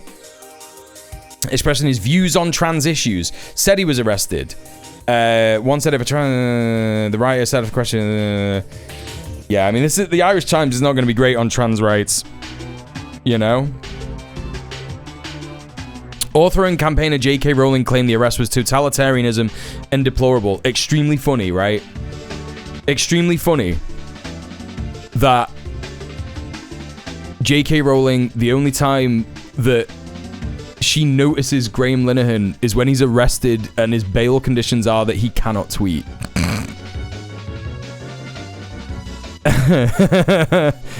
You know what I mean? Fellow Shadow Cabinet Minister Claire Coutinho said, Britain used to be known for its sense of humour. Now the police are arresting people for making jokes. Who is this? Shadow Justice Secretary Robert Jenrick described the incident as ridiculous and a complete waste of police time. These are Tories. These are Tory Shadow Cabinet opposition members who no one cares about and no one listens.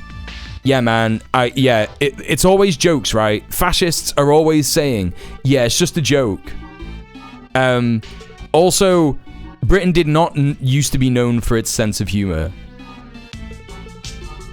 Chatting rubbish. Absolute rubbish. So, anyway. A little bit better about actually talking about trans people here.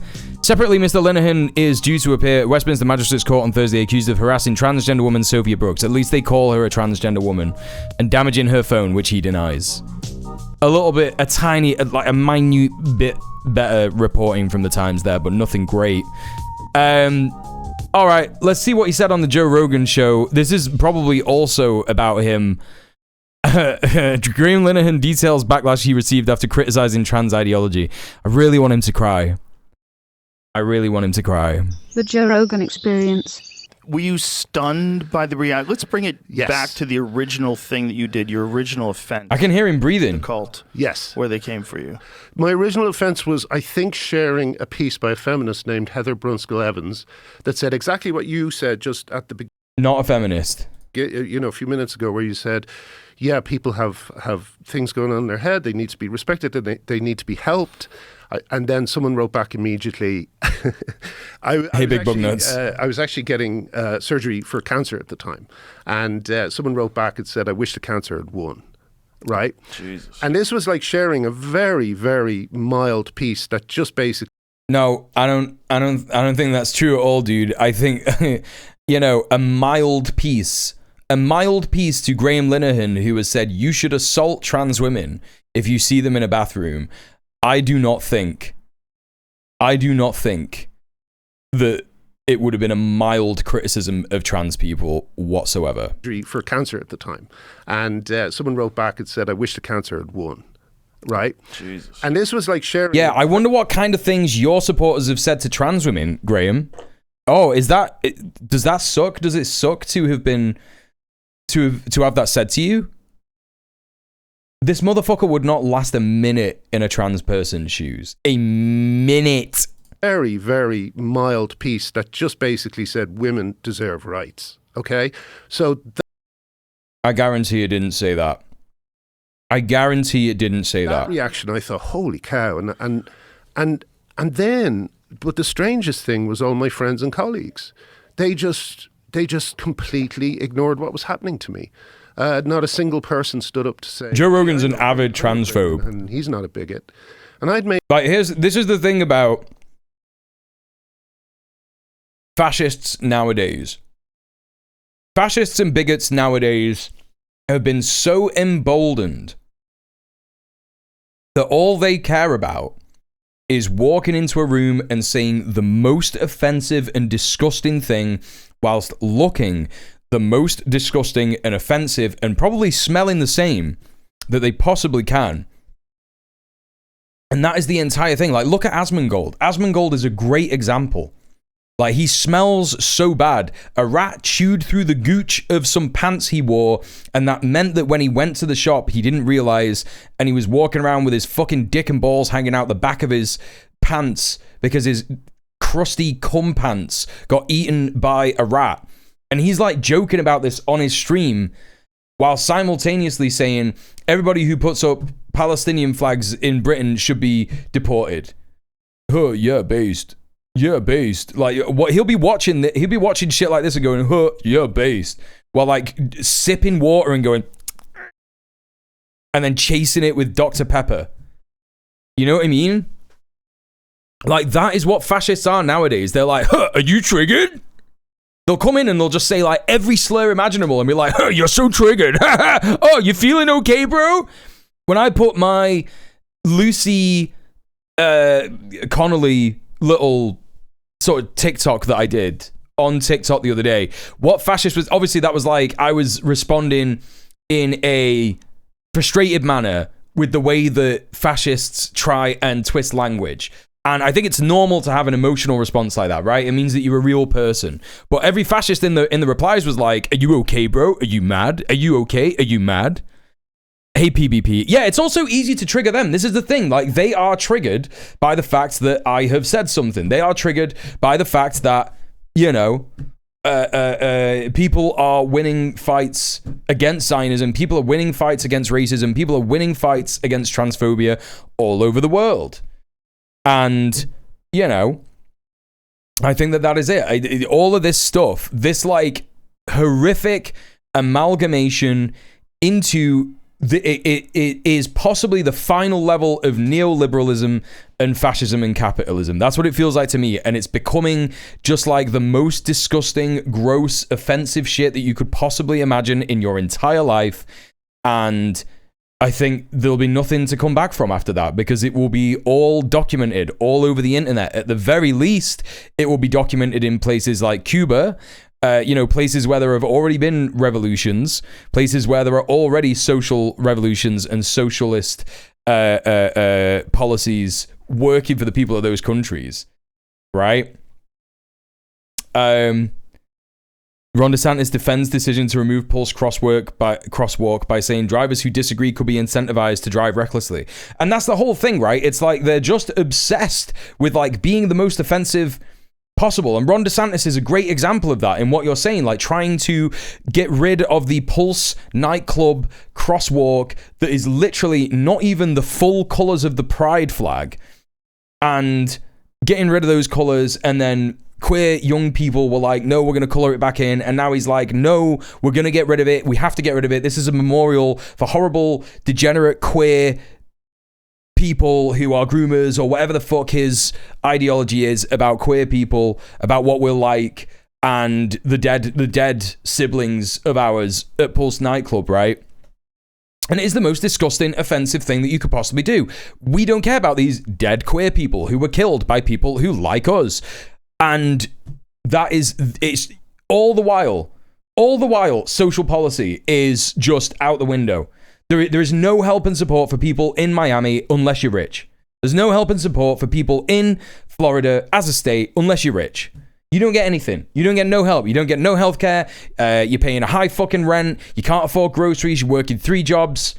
But it's really important that we are the most disgusting and the most offensive that we could possibly be. We have to destroy the Rainbow Crosswalk. Lots of these people famous, you know? Not a single person stood up for me. And oh my God, he's chat. The crazy thing about this is crazy. This is crazy for a lot of reasons, right? How many people in chat have seen Father Ted? Put a 1 in the chat if you've seen Father Ted. There is a bit in Father Ted about this, exactly this. Right? Father Ted wins Priest of the Year award. It's called the Golden Cleric, right? Do you remember I don't know if this is going to get the stream battered, so I'm going to leave it on the recording, and hopefully that'll be fine. But like when he accepts the speech, when he gets the reward, he goes up to do his speech. Where is it? Right, here we go. Good afternoon and welcome to the 5th annual presentation of the Golden Cleric. Every year, the Catholic Church gives an award to a priest for outstanding achievement. This year's winner is someone who's overcome controversy in the past when rumors of financial irregularities threatened his career in the No! But following a thorough investigation, no formal charges were ever made against him. It was just... So, like, they're talking about corruption that he did. They're talking about a corrupt, harmful thing that Father Ted did, which was like embezzling funds for a children's charity or like an orphan's charity or something. Though authorities were confused by what they saw as bizarre irregularities in his accounts. Not enough of that now. But he's overcome all these personal setbacks to become this year's Golden Cleric. Ladies and gentlemen, I give you Father Ted Crowley. So he goes up. I hope he doesn't start going on about himself and settling old scores in public.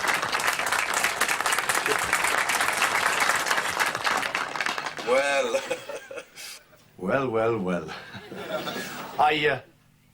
I see some familiar faces here today. Some welcome, some not so welcome. It looks as if I've had the last laugh, and a lot of people who really didn't think I had it in me to become a brilliant priest. What I say to those people is, look at me now. But eventually, I got out of his headlock. And now, where are you, Father Eamon Hunter? He's doing the Linehan bit. He's doing the Glinner bit. Or should I say, Glinner is doing the fucking Father Ted bit. He's literally like, none of these people stood up for me. Look at me now. I'm on the Joe Rogan podcast. I'm Britain's most wanted man. They just completely ignored what was happening to me. People rightfully criticized me because I did wrong, and everyone else said nothing. Right? Not a single person stood up to say, "Hey, I know Graham Linehan. He's not a bigot." And no one said that because you are a bigot. That's the thing. Made lots of these people famous. You know, not a single person stood up for me. And the next thing that happened was that a sex offender. We found this out later, but a sex offender and kind of serial litigant in the UK. He reported me to the police, sued me on the same weekend, and the police came to my home. He's talking about what's his face? He's talking about oh my god. He can get taken to court for this again. He's a fucking idiot. This guy is the stupidest fucking idiot I've ever seen in my entire life. He's talking about the guy who he called a paedophile, like a cisgender gay man who was standing up for trans people on Twitter, and Glinner was like, this guy is clearly a paedophile. He got taken to court and lost for saying that. And now he's on Joe Rogan saying like, yeah, this guy's a sex offender. Are you joking me, bro? You are a fucking idiot. He's a fucking idiot. This is crazy. His fucking solicitor's gonna be like, fuck. This is so dumb. What a fucking... I can't believe this. A minute into this clip and he's like completely defaming this guy that he lost the court case against. He reported me to the police. Serial litigant. That's also defamation. Sued me on the same weekend. And the police... He thinks it didn't count because he's in America. He lives in Ireland. And the guy that he was having a fucking problem with is in the UK. Came to my home. Or no, they found... He can't be that stupid. And since then, I've been basically... The police just visit every so often on the orders of these... And this guy was he sexually assaulted a 14-year-old boy. You know? Oh my God. And basically the police in the UK are working. If he is talking about the same person that he is talking about, this is re-litigation. Oh my God. I can't believe it. I can't believe it. I'm actually gobsmacked. I did not think that this man could gobsmack me any further. He's literally just saying it again. What the fuck? For these men, you know? So the police in the UK are working for these men. That's crazy, dude. That's crazy. He can complain anytime he wants and they just visit you? Yeah. And there's no No, that isn't what it is. Repercussions? No, not so far. Fuck me. He was already found liable for defamation. This is crazy. He could get away with it if he doesn't name that. No, this is obvious.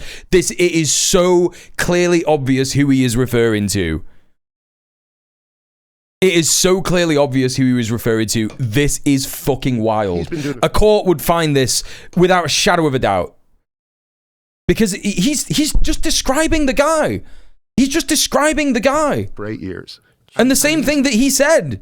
8 years. He's like talking about the time frame and everything. This is mental. This is fucking mental. I can't believe this. Had women in prison cells overnight, you know? I mean, what? It's what do you mean? You know?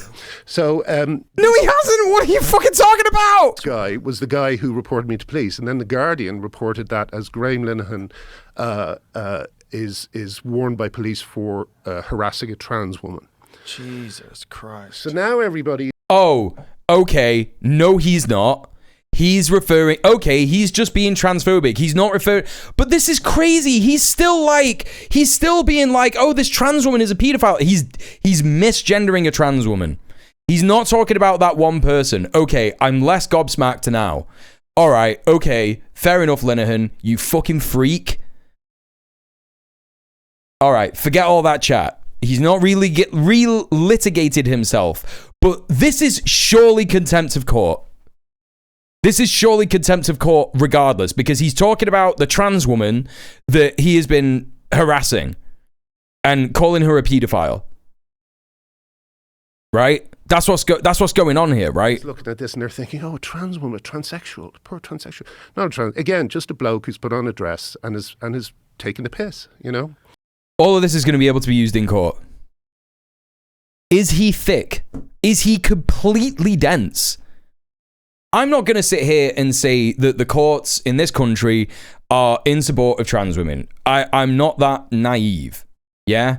I'm not that ignorant. I know that they aren't. I know that trans people have to fight tooth and nail in situations like this. But this guy is going to court in like a week to talk about this thing. And he went on Joe Rogan and was clearly transphobic. Do you know what the fucking prosecution will say to this? In the cross-examination, they will say, okay, Graham, you don't believe that the defendant is a woman, do you? No. Okay. All of this, yeah, you said all this, you're on Joe Rogan, and you said this, yeah, and you also said that she did this, yeah. Okay, all these things mean that you're a transphobe. All these things mean that you hate trans women. You hate trans people, don't you? No, I don't. Yeah, you do, because we've just said it. We've just confirmed it all. And look, here's the evidence. And the judge and the jury can see it. Right, you're harassing this person because of a protected characteristic. Even the Supreme Court has that protected characteristic stuff still in there. At this point, anyway, it might change in the next couple of days. Who fucking knows? But maybe they could refer to a previous bit of the law that he did that at the time that the law was still like that. It's just so obvious. And also now he's been arrested for stochastic terrorism. Hello, Willada, how are you? Has he changed the story last second as his one brain? Yeah, I don't know. Maybe he did. I mean, it's so hard to tell with this guy because he just chats rubbish. I mean, look, he's like sweating. You can see sweat here because he probably knows he's being fucking stupid as hell and doing, oh my God, it is crazy. It's crazy. So that destroyed my name, thanks to the Guardian. And no, it was already done, dude. What do you mean? And after that, I couldn't get anyone to speak to me. The thing that made me think that he was referring to that person that he lost the cis gay guy, that he tried, the gay guy sued him for defamation because he was calling him a pedophile and stuff, because he's referring to like the start of his downfall here. Like, you know, I mean, so confusing. But now he's talking about The Guardian, who were talking to him about, who were reporting on the fact that he's been harassing a trans woman. Big in the UK, but in Ireland, it's a bit of a national institution. You know, it allowed the Irish to laugh at the Catholic Church, which for years had a sort of oppressive effect over the Irish, so they weren't able to laugh at it. Right. Here's what I'm going to say about this, man. I didn't grow up in Ireland. I've got Irish ancestry, so I can't really speak for the people of Ireland on the church. I know the Catholic Church in Ireland is horrible and has done horrible and abusive things and shit like that. If Father Ted has done stuff like that for the Irish people, it is not because of Graham Linehan. Graham Linehan is out here being like, I should be a hero in Ireland. I should be a hero in Ireland. Meanwhile, not realizing that he is echoing the thing that he was taking the piss out of with all the other people who helped make Father Ted, right? Arthur Matthews is the other guy that wrote the show with him, and a bunch of other people created the show. Ardlo Hanlon, Dermot Morgan, Frank Kelly, all the actors who participated. Patricia what's her face? I can't remember who played Mrs. Doyle. You know, it's like, no, it was me. I liberated the Irish. I liberated the Irish from Catholic oppression, and that's why everyone should be fine with my transphobia. It's crazy to say that. And suddenly Father Ted came out, and it was a great kind of release to be able to laugh at silly things. We weren't. I think it's crazy as a creator to be talking about something that you've made like this, right? He's doing great man theory to himself. I don't think he did anything to help keep children away from the Catholic Church. Right, exactly. Well, the Irish needs is more English heroes. No, he's not. He's not English, Willada. He's Irish. He is Irish. Really attacking the church. We were just making silly jokes. Very surreal show, you know. It is still depraved that he's trying to say that he saved the Irish people from Catholicism and the church as an institution through Father Ted. Like, that's crazy. he does act English. Yeah, he does. He really does. To be honest, before his transphobia, I didn't know who he was. This is the thing, right? To me, this is what all of this stinks of. It stinks of a deeply, deeply insecure man who thinks that he did and created a huge, great thing. And in fact, sure, it was a great show. I loved it. It was part of my childhood. I hate the fact that he's a transphobe because it completely taints it for me now. You know, my dad and I have a strained relationship. One of the things that we used to get on and watch together was Father Ted. He knows now that whenever he mentions Father Ted, that I am going to say, yeah, Graham Linehan's a fucking transphobe though, right? And it sucks now that I have to say that to my dad about a show that we both enjoyed that doesn't really have anything problematic about trans people in it. It doesn't really, it actually has like an anti-racist messaging. It also has like pro-acceptance messages in there. Queer acceptance, shit like that. Like, it takes the piss out of the church for being like Graham Linehan, a bigot, right? You know what I mean? And it's like, it's just crazy that I just hate this cunt. I hate this cunt because he's a transphobe first, and second, I hate it because now I can't watch a show that I used to really enjoy with my dad, you know, because I'm just going to be thinking about it all the time and thinking about how this person is actively hurting and harming trans people in the world, right? He's on Joe Rogan. Who knows what reach he's going to have? He's on Joe Rogan. People watch this all over the world. In some cases, I mean, mostly in America, but it's got an international audience.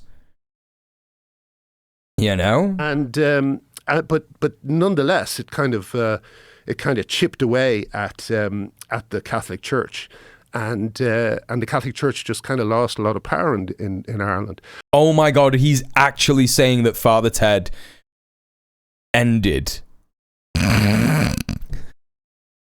God, I can't believe it. So I thought in Ireland I would be at least understood and listened out.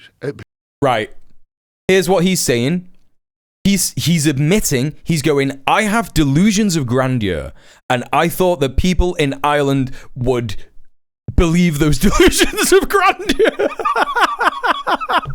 I think that I was hoping that people in Ireland would also be delusional and excuse my bigotry. This is crazy. This is crazy. What the fuck is he talking about? Would listen to me. Listen me out. Is that the phrase? Yeah, hear me out. Hear me out. And no, like there's a show in Ireland called The Late Late Show. And like I brought out my biography a few years ago called Tough Crowd, which I should plug. And The Late Late Show, which interviews every single person who's got the letter O apostrophe in their name, hasn't interviewed me. And all of the Irish media has just pretend I've died. They just pretend I've died. Dude, your biography was embarrassing and shit. And also, you're a transphobe. And people don't want to see you. People just don't want to see you, dude. Because they're Guardian. Can you think about... do you think... Yeah, he's fundamentally unlikable. He's basically just like, everyone hates me. I don't know why. Yeah, he's burned every single bridge. It's crazy. Not just because of that, because I just I refused to back down. They were saying, you know, I was constantly being told to apologise. Hey David, how are you? Can I get a shout out for 27 Club, please, TTK? Would do fake screenshots of me apologising for sending my pictures of my genitals. Yeah, but David, it's great because he got arrested. He got arrested. This is what Posey Parker's talking about. We might not watch Posey Parker because obviously we've already watched Graham Linehan talk about this for a long time. But all the TERFs are mad as hell about armed police arresting Graham Linehan at the airport. Yeah, it's good. It's good stuff. It's just SO-TTK. It's just SO. And that'll work for David. Yeah. Posey Parker, obviously she uses AI. I do want to, if we don't watch the Posey Parker thing, I do just want to point out that, like, you know, Posey Parker, Kelly J. Keane Minshall is obviously an overwhelmingly unpopular piece of shit fascist. She literally assaulted trans kids outside the Harry Potter Cursed Child exhibition in London the other day. She literally attacked children the other day. She's had soup poured on her and all this shit. Of course she has to use AI to make shit like this. Posey, you know why else we're gonna win? Because I never lose. Except you do lose, don't you? You do lose, don't you? All the time, because you got souped. You got fucking souped on. You fucking stupid prick. You got covered in soup. You fascist piece of shit. So you do lose really often. And of course, that's why AI has to happen in any of her shit. Right? And also, like, the incorrect order here is an adult human female, a woman. But obviously, for her, it should be the other way around. Because obviously she says all the time, a woman is an adult human female. But the top is at the bottom and the bottom is on the top. And also, it's like, she has this panel here where it's like, we're fighting to restore sex-based rights and safeguarding for children. Women's rights are human rights, with a love thing. And then, like, imaginary people going, you have our support.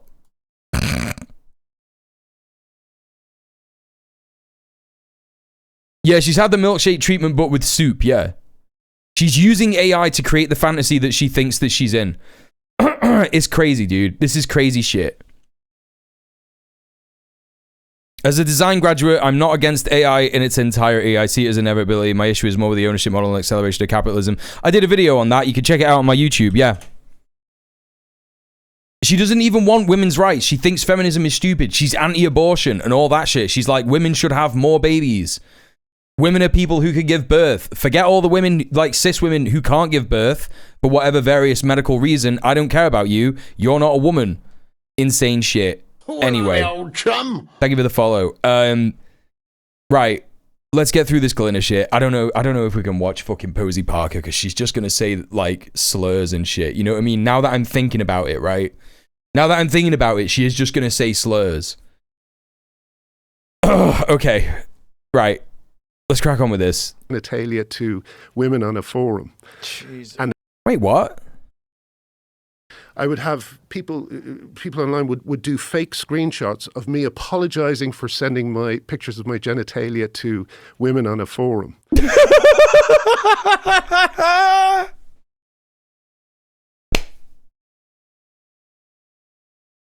Oh, that's funny as hell, man. Wear the brown shirts on the background to protect her fake comic, yeah. Oh yeah, she's also racist. Yeah, she also literally loves being called the fascist Barbie.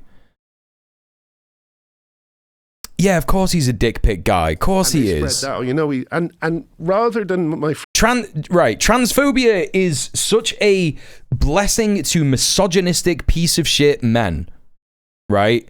Because what it means is that they can pretend that they are standing up for women's rights while also being a piece of shit, misogynist, fucking creep.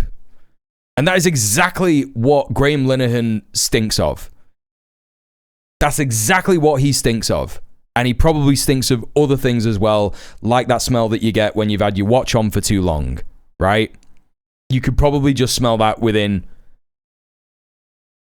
a meter of him. But, you know, he obviously is that kind of guy. And that's why cis men fucking love being a transphobe, because they're like, yeah, we're protecting women, but they're not. Because it's like an excuse to go into women's bathrooms and shit to protect women. Typical liberal male feminist, right? But also these guys are overwhelmingly not liberal. They're overwhelmingly fucking fascists, aren't they? Because they just hate minorities, any kind of minority. Friends standing up for me. People would approach them on Twitter and say, why are you following Graham Linehan? He's a bigot. And they would just go, oh, sorry, and just unfollow me. And so I lost 400,000 followers in a few months. And then we went into COVID and Twitter. And I started posting loads and it was making it really better. Me posting during COVID was making things so much better for my reputation. By the way, at the end of 2020 is when I got my account banned for saying that I was having sex with his wife. Banned me for 2 years. So then that became Graham Linehan. Did you had was there a specific post or was it just... Or maybe it was 2022, I don't know. Now that he's saying he was banned for 2 years, I don't think he was banned for 2 years. Because your reputation. It was a combination of things. I was causing more trouble for them by... yeah, Glinner looks like he smells like Curtis Sleewer's head. This is this connects me with Alex Jones. Do you know this? No. Did Adam not send you this? No. Oh my God. So one of the things This is wild, man, because Joe Rogan doesn't even like Alex Jones. Joe Rogan has had Alex Jones on his show being like, you're crazy, bro, and you're like talking so much shit about vaccines and autism and you know what I mean? He doesn't even like Alex Jones. Is Graham Linehan going to be like, hey, Alex Jones thinks I'm cool? Is he going to do that? I went on an app called Her Social, which is a lesbian app. And I did it to show that men were joining these apps and they would, you know, some of them would put on a bit of lipstick, but most of them they would look like you or me. Right. What actually happened is Graham Linehan, who is not a trans woman, has never called himself a trans woman ever, has never said that he's trying to be a trans woman, went on there pretending to be a trans woman and then posted it to everyone. Like, you know, didn't get any matches, by the way. Didn't get any matches whatsoever. And I think the first time that this ever came out, someone was like, Graham Linehan has just showed up on my Her app with lipstick on. And they posted a picture of him and was like, what the fuck is this? And he was like, ha ha ha, triggered. TERF men found other TERF men on the app and were like, see? Just easily the most creepy thing to say of all time. Her isn't even just for lesbians and never has been. That's another thing, right? It's like by women, it's mostly like femmes, isn't it, right? Femme people. And trans people in general. Are we surprised no one matched with him? I mean, yeah, no, he's not good to see, is he? He's not good to see. It's just crazy. I went on a lesbian app and I did the thing that I said is happening to prove that people are doing it, although I have no proof of other people doing it and only proof of me doing it and other TERF men. It's mental. It's like I went, you know, he might as well say I went into a woman's bathroom and assaulted a woman to prove that it's happening.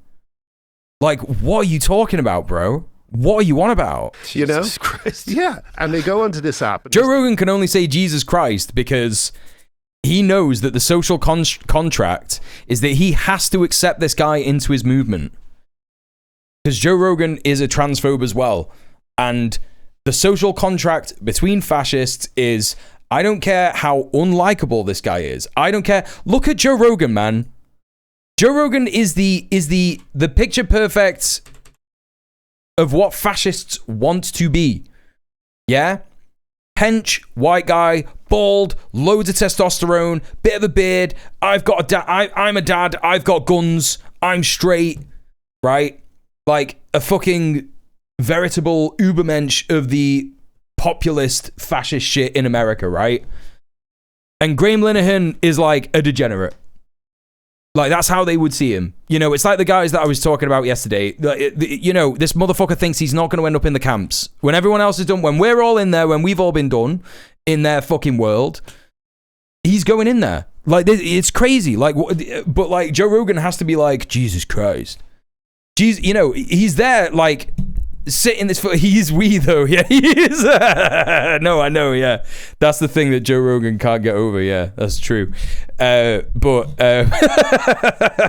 that'll put him next in line after Glinner, right? You're too short as a man, not allowed. Yeah. No, of course. Like, but you know, this is it, right? In the fucking like hierarchy of the world that they live in, these guys are not in that fucking. They're not high up there. And again, like, he's embarrassing. Like, everything that he's saying is embarrassing. He's like, oh, no one likes me. No one's my friend. No one fucking sticks up for me. Wah. He's a loser. Trump would never speak to him in a million years. Not in a million years. And it's probably why J.K. Rowling doesn't speak to him either, because J.K. Rowling probably looks at Donald Trump and goes, yeah, I want to be like him. He doesn't ever speak to losers. Graham Linehan is a loser. You know, in her tweet where she was talking about Graham Linehan, she didn't even mention his name. She was just like, yeah, our country's gone so mental. Like, something to that effect. And it's like, that's embarrassing, man. She won't even say your name. Joe Rogan would go in the camps as he takes tea. That's true. This is so funny. This connects me with Alex. It would be like, he's secretly trans. Do you know this? No. Did the thing would put on. They go onto this app and they say they put down their pronouns as she, her. Oh boy. And they call themselves lesbians. And if a lesbian complains about this, they're booted off the site. Okay? So yeah, but it's not lesbians, is it? It's TERFs. I decided I would go on and call myself she, her and go on the site. So I did it. You know, I think like the best, what I love is that the loudest people about lesbians' rights and how trans people interact with lesbians are actually overwhelmingly not lesbians, are they? And in fact, they're overwhelmingly not women, are they? Poor Boy's Soul says, are you a leftist? Yes, I am a leftist. You know? It's good that, isn't it? It's good that they are actually just not. They're not lesbians, are they? And they're not women. And then I had some friends who put me in Photoshop and did me in different outfits. In one of them, I looked like my mother in the 60s. She's wearing kind of Jackie Kennedy pink beret.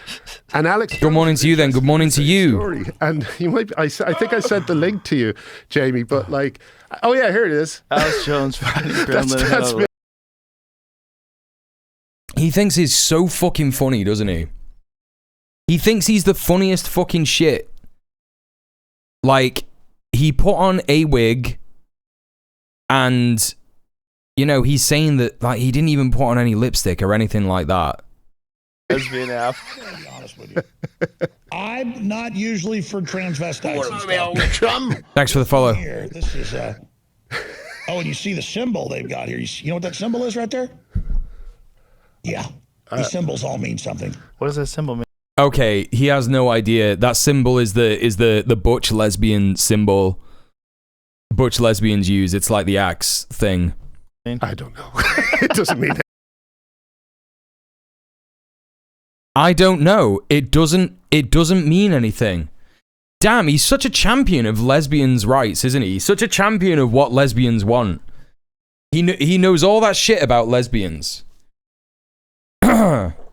Yeah, man, it's cool shit. He had the fucking actual, like, you know, and he just betrays himself there straight away. Like, he has that on to signal to TERF lesbians. And yeah, sure, there are TERF lesbians. I'm not going to sit here and say there are lesbians in the world. I've met a lesbian who is a TERF, right? Of course, there are going to be some lesbians who are TERFs. But he's putting that on to signal to TERF lesbians that, like, yeah, you know, I'm this is me saying I'm a lesbian. And then on the Joe Rogan show, when he's in the boy room, you know what I mean? He's in the man room, isn't he? He's in the fucking men's room with the big boy. What does it mean? I don't know. I don't know, Joe. I don't know. You're fucking wet. You're fucking wet. Fucking Alex. Yeah, so I fooled Alex. But but the thing is, that's not outside of what you could find on there. No, absolutely. That's what's crazy. Your motor's so rad. Thank you very much, poor boys. Because they only reported about me. They said Graham Linehan went on a lesbian app. He's a weasel bastard, yeah. Boy, so then you're a pervert. Yeah, yeah. So and of course you're a hypocrite. Yeah, and none of my arguments are making it to the mainstream. He is a win it. Graham Linehan, look, like, you know, I use the word win it a lot, and I think people in the States don't understand, like, how much a win it. Yeah, the definition of a win it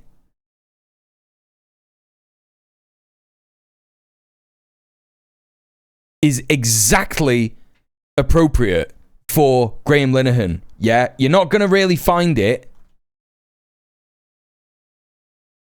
It's on this one fucking thing, but this is basically what it is. This is basically what it is. Toilet paper left after wiping. A small piece of feces stuck to the hairs around the anus of a mammal, right? It's something that you don't want there that won't go. Like, that is Graham Linehan. That's why win it is appropriate for him. Hello, Andy, how are you? God, I wish I knew about this earlier. I wish I'd sent you my book earlier. The scandal never made it to the States. Dingleberries. No, dingleberries are a specific different thing. Dingleberries are like... No, actually, they're pretty similar. They're pretty similar. No, I think that definition is actually dingleberries. I think that what that's talking about is actually dingleberries, because to me a winnet is like a bit of shit that doesn't leave your ass properly when you've shited. You know what I mean? Like, you're shiting and you can't, like... They are, aren't they, mate? Yeah. We've had this conversation before. When you're shiting and you can't get that last bit of shite out, that's a winnet. So, yeah. He's literally Alan Partridge. He's fucking, listen, he's got less aura than Alan Partridge. Alan Partridge is like on the cover of GQ compared to Glinner. You know what I mean? I would fuck, if I was pressed, I would fuck Alan Partridge over Glinner without a second's hesitation. Are you joking? It's like a, you know? For Adam telling me. My scandal. Yeah, I mean the comedy community in the States. We didn't hear about it. There's too many of them. And then the thing was with J.K. Rowling. He did send him his book. He did send him his book. That they went for the Queen. Yeah. They're trying to take down literally the most successful author of human history. Oh, Joe Rogan, man. Like, listen. You know this motherfucker doesn't know books. The most successful author of human history. And obviously, sure, he might be right when it comes to monetary profit, the amount of money that she's made off the books, sure. But it is the biggest insult, yeah? He won't read. He can't read. He's never read a book. Exactly. That's what I'm saying. That's what I'm literally about to say.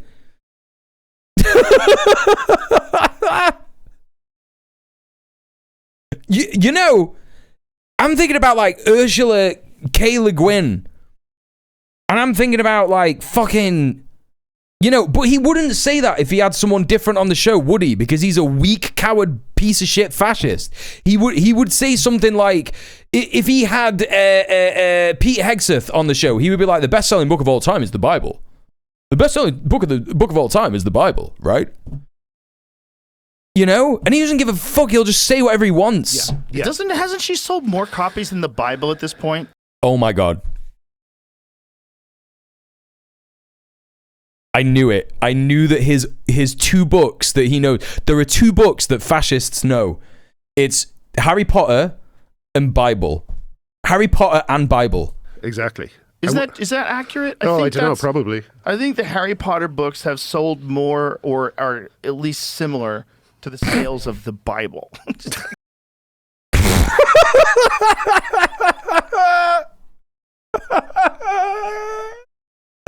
This is just absolute quality content, chat. Holy fucking She shit. just wrote it in her lifetime. Yeah. Bible's been around for 2,000 years. 2,000 years head start. Yeah. And and they went for her, and it worked. Does he know that they give Bibles away for free? Does he know that churches will buy Bibles in bulk at a discounted rate and give them away for free? Does he have any idea that happens? What is he talking about? And for her. And there's like when you think about it, there's like 7 or 8 generations of kids have read these books. Best-selling series. 7 or 8 generations? Nonsense. What do you mean 7 or 8 generations? There hasn't even been 7 or 8 generations since she fucking wrote them. What do you mean? Millennial, Gen Z, Gen Alpha, that's 3. What are you talking about? In history. So Harry Potter series. It's 25 years old. What the fuck is he talking about? Harry Potter was written in the 1800s. Just say anything.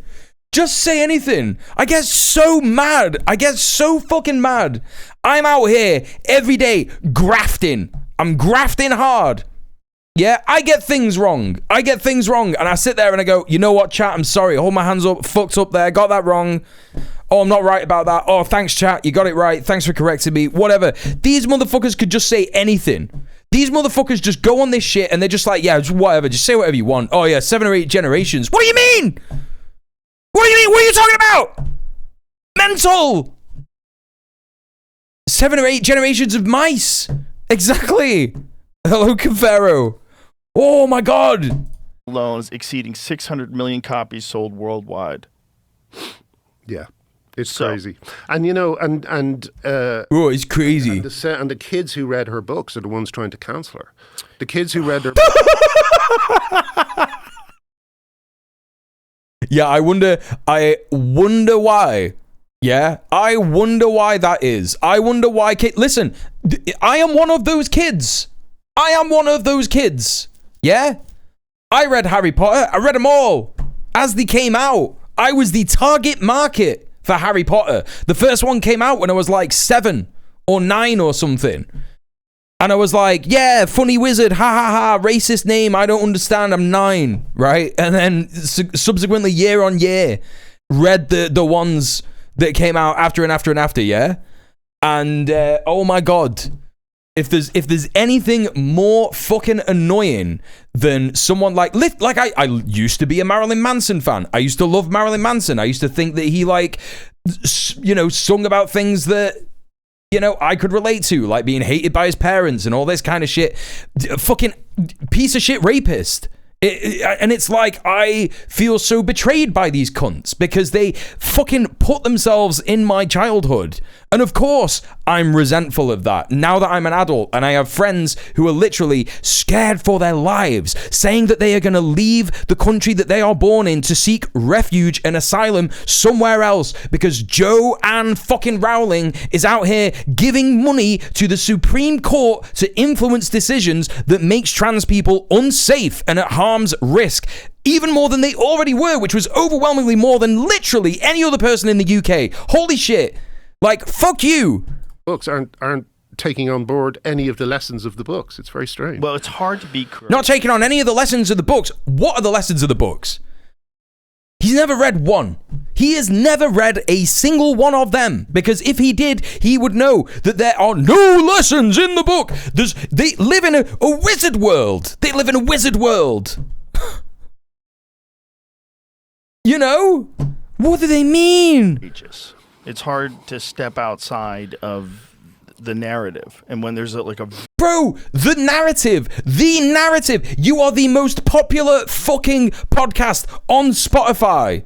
You are the most popular podcast on Spotify. You get millions of listens a month. How is you saying this stepping outside of the narrative? You are creating the narrative. Very forceful narrative that's being pushed. Scum. Literally should be at The Hague. Every single one of these cunts should be at The Hague. Like what Elon likes to call the woke mind virus. Like whatever that thing is that has like these very clear rules that you must follow. Like people get real scared. Yeah. And they get real aggressive when they get real scared. They don't want to get canceled themselves. So they become a No, dude. When people get emotional and aggressive, it's because people are fighting for their friends' rights, or they are fighting for their own rights. If you had to do the same, you would be just as emotional and angry. I've seen this motherfucker get angry when he's been discussing the fact that they might take his guns away. The Democrats might take his guns away. And shit like that. It must be so nice for you to be able to sit there in your fucking cisgender, heterosexual, white man life with millions of pounds, millions of dollars in your fucking mansion with no care whatsoever in the world, not getting emotional about anything. Because even if you were to lose what you would consider some rights, you would still have all of that stuff and you could live a nice, happy, fulfilling life until the end of your days. And your children could survive on your fucking legacy money and inheritance. Crazy shit. Remember when he flipped at Crowder over weed? No, but that's what I mean. Anytime anything that he likes gets questioned, he fucking loses his shit. They become some sort of an enforcer for these ideologies. No, dude, you are a cop. You're an enforcer for the fucking ideology of hating trans people. And it turns into some sort of a weird culture war. No, that's what you're doing. You are manufacturing a fucking hatred, a hateful campaign against trans people. You've made it a culture war. Literally no one else. Trans people were literally just out here trying to exist, and you were like, oh, these are so scary, and oh my god, everything's bad, and actually they're groomers and rapists. Fuck you. They call it, the other side call it a culture war to try and make it only that, right? They I don't think you can say the other side when it comes to this stuff. Rogan turned around to Crowder and said, listen here, you fuck. Yeah, no, I believe it. They talk about it as a culture war to try. Hello, trans women, how are you? Kind of keep it under in a framework they understand. Yeah. But it's not a culture war, really. It's like it's women's lives. You're talking. No, it isn't. It's disgusting. When have you said anything about Gaza? Oh, you care about women's lives, do you, Graham Linehan? You care about women's lives. All right, then talk about the oppression and the rape that women go through in Gaza. Talk about that. Talk about the little girls that don't ever get to grow up in Gaza. Talk about that. Go on. I'm waiting. We're waiting, dude. J.K. Rowling, talk about Gaza. Talk about the women in Gaza. Talk about Palestinian women. Talk about it. Go on. Talk about it. Go on. We're waiting. You know? Has Rogan ever had a trans person on or just TERFs? I don't think he's ever interviewed a trans person. He might have interviewed one trans person. I don't know. It is women's lives and he's on the side of femicide. Right, exactly. I know she's never mentioned Palestine. That's why I'm bringing it up. You know, it's just so obvious that they don't give a fuck about any... You know, femicide is a problem in the UK. Like men killing women with domestic abuse is a problem in the UK, but they don't talk about any of that.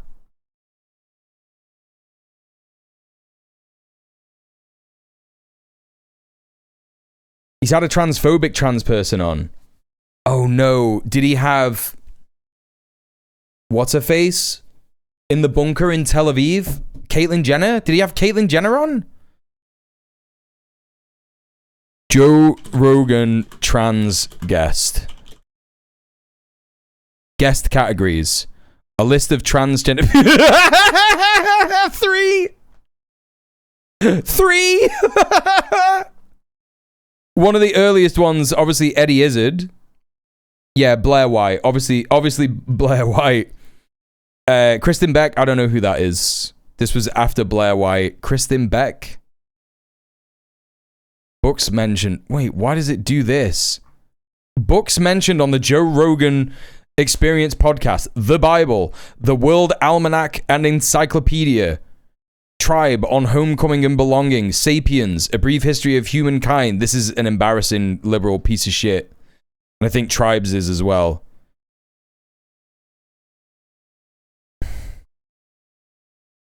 Yeah, Eddie, they're not so bad for a centrist. I think Eddie goes by she, her nowadays. I think she's been a bit more vocal and comfortable in actually transitioning, which is lovely. I'm not certain. It could be, she could be they, them. I don't know. That could be her pronouns, but I don't know. Like back in the day, she wasn't presenting as a trans woman particularly, right? You know, 1289, that says to me, like, what number are we on now? What fucking number are we on?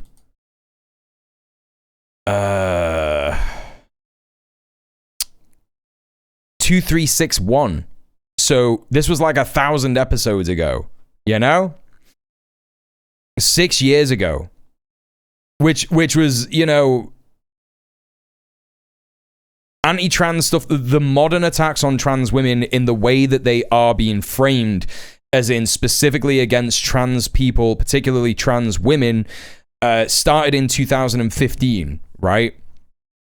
That's when it kind of started to be particularly the focus on, you know, saying that trans women are just men pretending to be women to get into changing rooms and women's spaces and stuff, right? And obviously that lie is one that was peddled about queer people in general back in the 80s, the 70s, the 60s. But 2015, 2019, 6 years ago, 2019, like, I don't even know if they would have spoken about any of that stuff. I think that they probably just would have spoken about it because Joe Rogan, they wouldn't have spoken about it. They would have just spoken about Joe Rogan used to be a comedian, a failed comedian, and Eddie Izzard is a successful comedian. He's always worn women's clothing quite publicly, yeah, but not been very loud about being transgender, right? And, you know, I remember when I came out, it was around when they really started focusing on us. Yeah, I mean, this is the thing, right? It's like, it kind of started off as this like small thing, and then it grew and grew and grew and grew, and obviously like people got onto it because of the lobby. There was that American evangelical lobbying group that were like, yeah, let's drive a wedge between the LGBTQ because they won right? They won same-sex marriage, so let's pick off the smallest contingent of queer people, right? Last year I heard how bad it is here. It's sad how everybody says, but what about South America? And then pretend femicide just doesn't happen. Right, exactly. It's like, if you're concerned about femicide in South America, I think that's good. I think that's a good thing to be concerned about. But if you're not concerned about femicide in the UK, where it's an extremely femicidal country, you know, I think that I don't think that you care about femicide at all. You know what I mean? Anyway. Talking about 51% of the population, you know, they fought for these rights 100 years ago, and now they're trying to take them away by stealth. There's a nurse. No trans people are saying that women should not be allowed to vote. They are not saying, like, if he is talking about segregated spaces for men and women, that is something that was not fought for. That is something that just happened because of patriarchy. Do you know what I mean? Like, what is he talking about? He's just like, oh yeah, they fought for these rights and now they're being taken away. Let's say every toilet ever became a gender neutral toilet.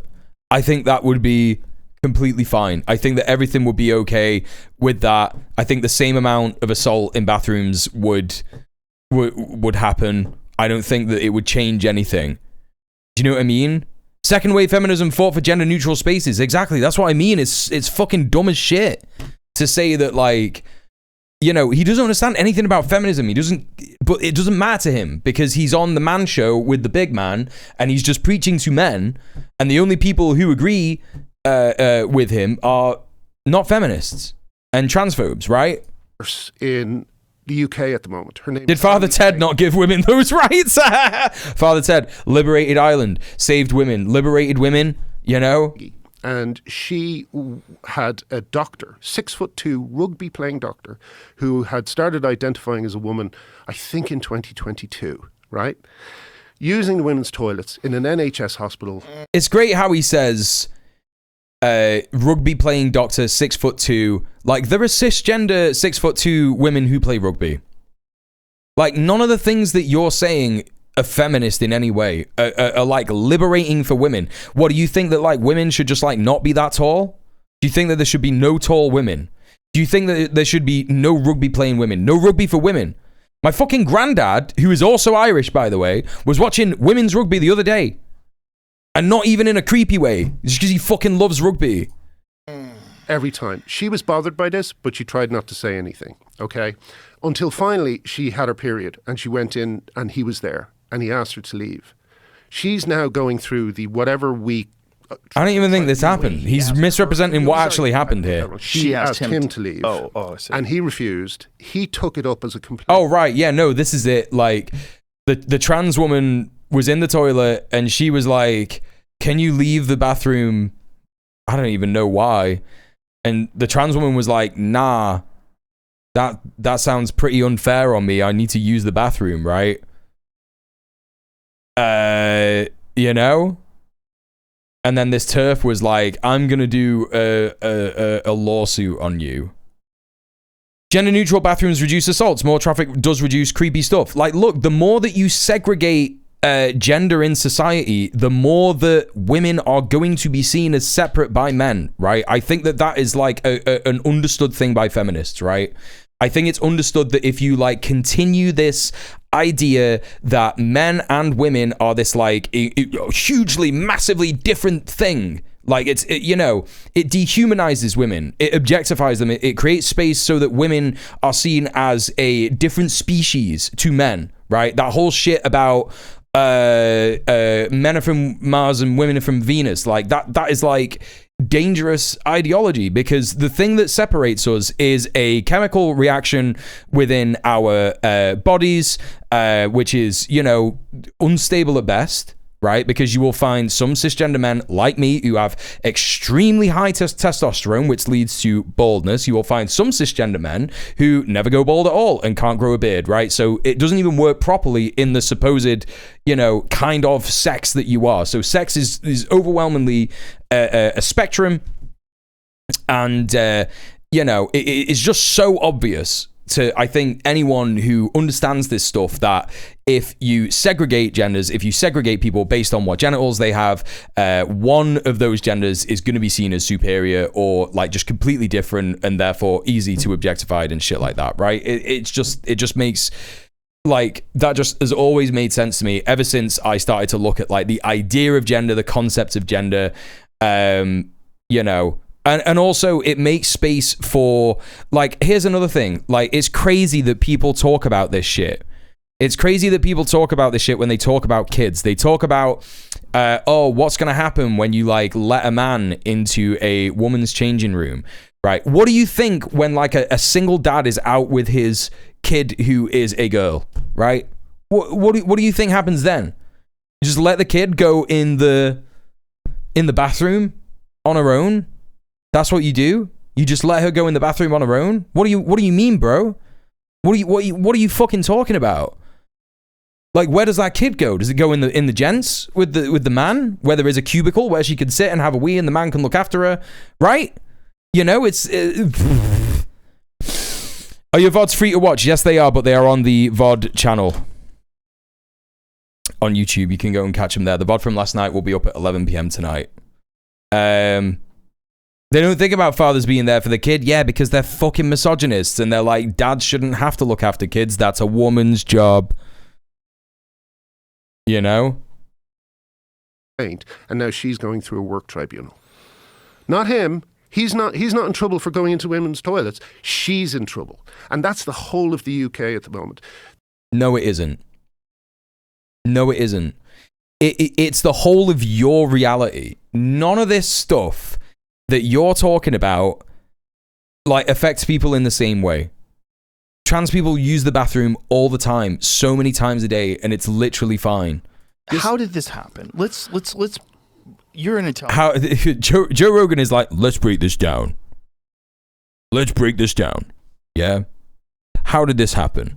Well, it happened because they made it up. It happened because Graham Linehan has invented a thing, and transphobes have invented a thing. And you've had 8 years to think about this. No, wrong. Not an intelligent guy. Yeah. What do you think happened where people lost all ability to objectively analyze all the various little things that are at work in this?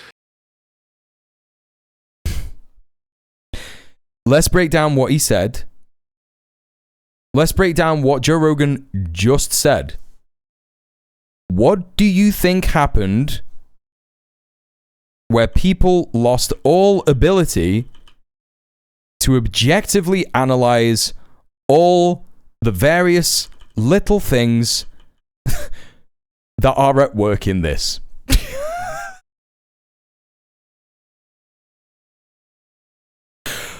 What do you think happened where people lost all ability to objectively analyze all the little things that are at work in this? Right? He is implying that it's a very complicated subject, but that is antithetical to what TERFs and transphobes are trying to say. They're trying to say, no, it's very simple, this actually. And Joe Rogan... Too many brain cells died while being on Fear Factor, yeah. You know, and he is implying that everybody is having a collective delusion, right? This is real advice for anyone out there who's listening to this, who may not be familiar with me or my show. Maybe you've just like come across a VOD and you're watching it and you don't know what I'm about, and you know, maybe you don't understand this kind of politics or anything. This is the first you're hearing about it or anything like that. This is just general advice for anybody, I think. If you are in a situation where you're like, everybody appears to be delusional, I'm seeing this thing and everyone else is going, no, actually, that's not real. It's not that everyone else is delusional. It's just that you don't get it. You don't understand what's happening.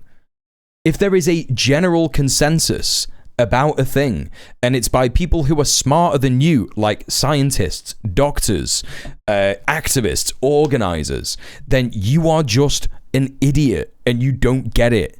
It's not that people are delusional or experiencing a collective reality shift. It's just that you don't understand what's happening, or you're purposefully trying to imply that everybody else is delusional so that you can confirm your own bias. It's partly a problem with the internet, I think. Yeah.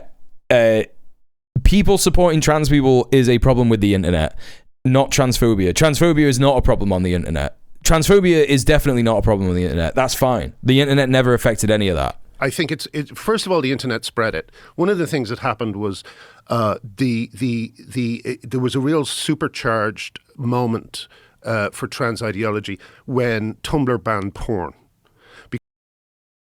What? What the fuck is he gonna say now? What the fuck?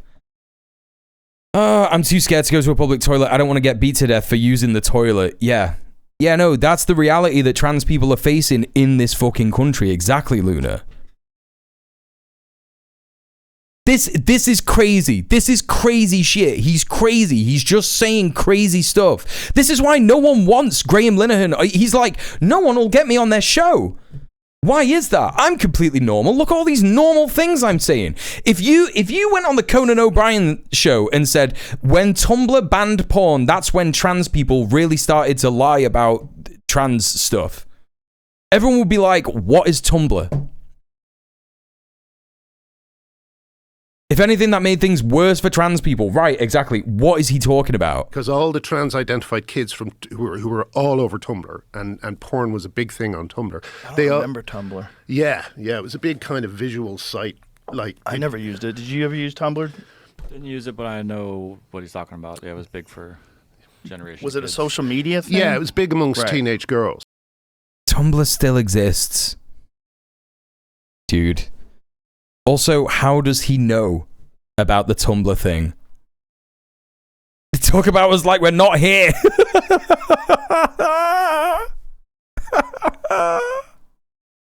I've never used Tumblr. It's so big, but nobody actually uses it. I mean, there's a sizable number of people who do. It was big with teenage girls, pedo confirmed. I mean, he's saying pedo shit, isn't he? Hi, I am literally the stream's biggest Tumblrina. There are fucking Tumblr users in my community without a shadow of a doubt. Of course. Okay. So you've already got a worry there, I can't stand this guy talking like he actually gives a shit about kids. I can't stand him. Now I remember it. Yeah. Okay. And they all... Oh, Joe Rogan's like, now I remember it. Yeah, teenage girls used it. I remember it. That's sus as shit, dude. I've never even heard Tumblr referred to like that. I've never even thought that Tumblr is anything like that. I went on Tumblr because there was a hot girl who was like fucking my age, 24, who was on it. And I was like, I want to go on there and see what she's posting. Yeah. Which is creepy. I'll admit. Yeah. I'm not perfect. I'm fallible. And then I was like, oh, there's some really good gay porn on this website. That's my entire experience with Tumblr. I was like, there's some really good niche gay porn on here. Like some niche gay porn. Over to Twitter, and that's the moment when Twitter became extremely toxic in terms of talking about this issue. And so there was a kind of a double thing going on. Like, I remember when I was talking to people I knew about the issue, they simply couldn't talk about it. It was the strangest thing. They get scared. I know, but even in personal one-on-one, they can't talk about it. Well, it's religion, but it's showing itself in a new form. Yes. It's religion. Joined for the hot girl, stayed for the gay porn. That's the bisexual the bisexual life. For secular people. It's a religion. It's a religion that's terrifying because like the oh my god, these fucking losers love to be like, kids these days, they've got a god hole. They need to fill the god hole with something. And it's Tumblr. Shut up, man. I guarantee that the average Tumblr user has a much more deeply philosophical understanding of existentialism and the world and the universe than you ever will. Ever will. Like, are you joking me? If you ask the average Tumblr person what they think about existence and the universe and shit, they would be like, yeah, they would probably come out with some like next level esoteric shit, and I would be like, what the fuck? I've never heard of that. You know, Twitter's discourse, fucking it is Twitter nowadays, isn't it? Tish.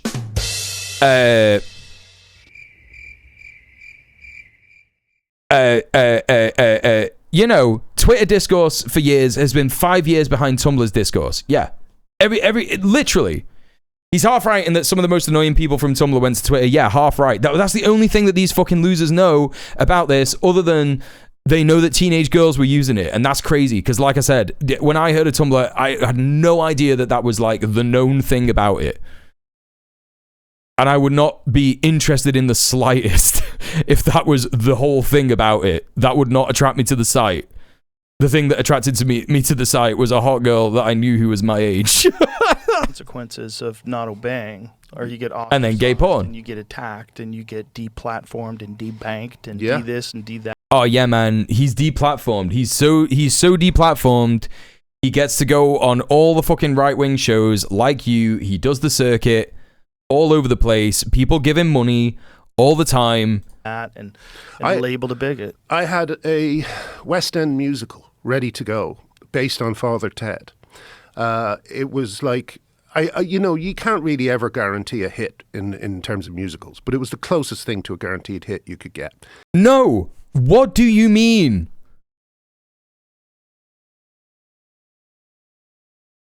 What do you mean?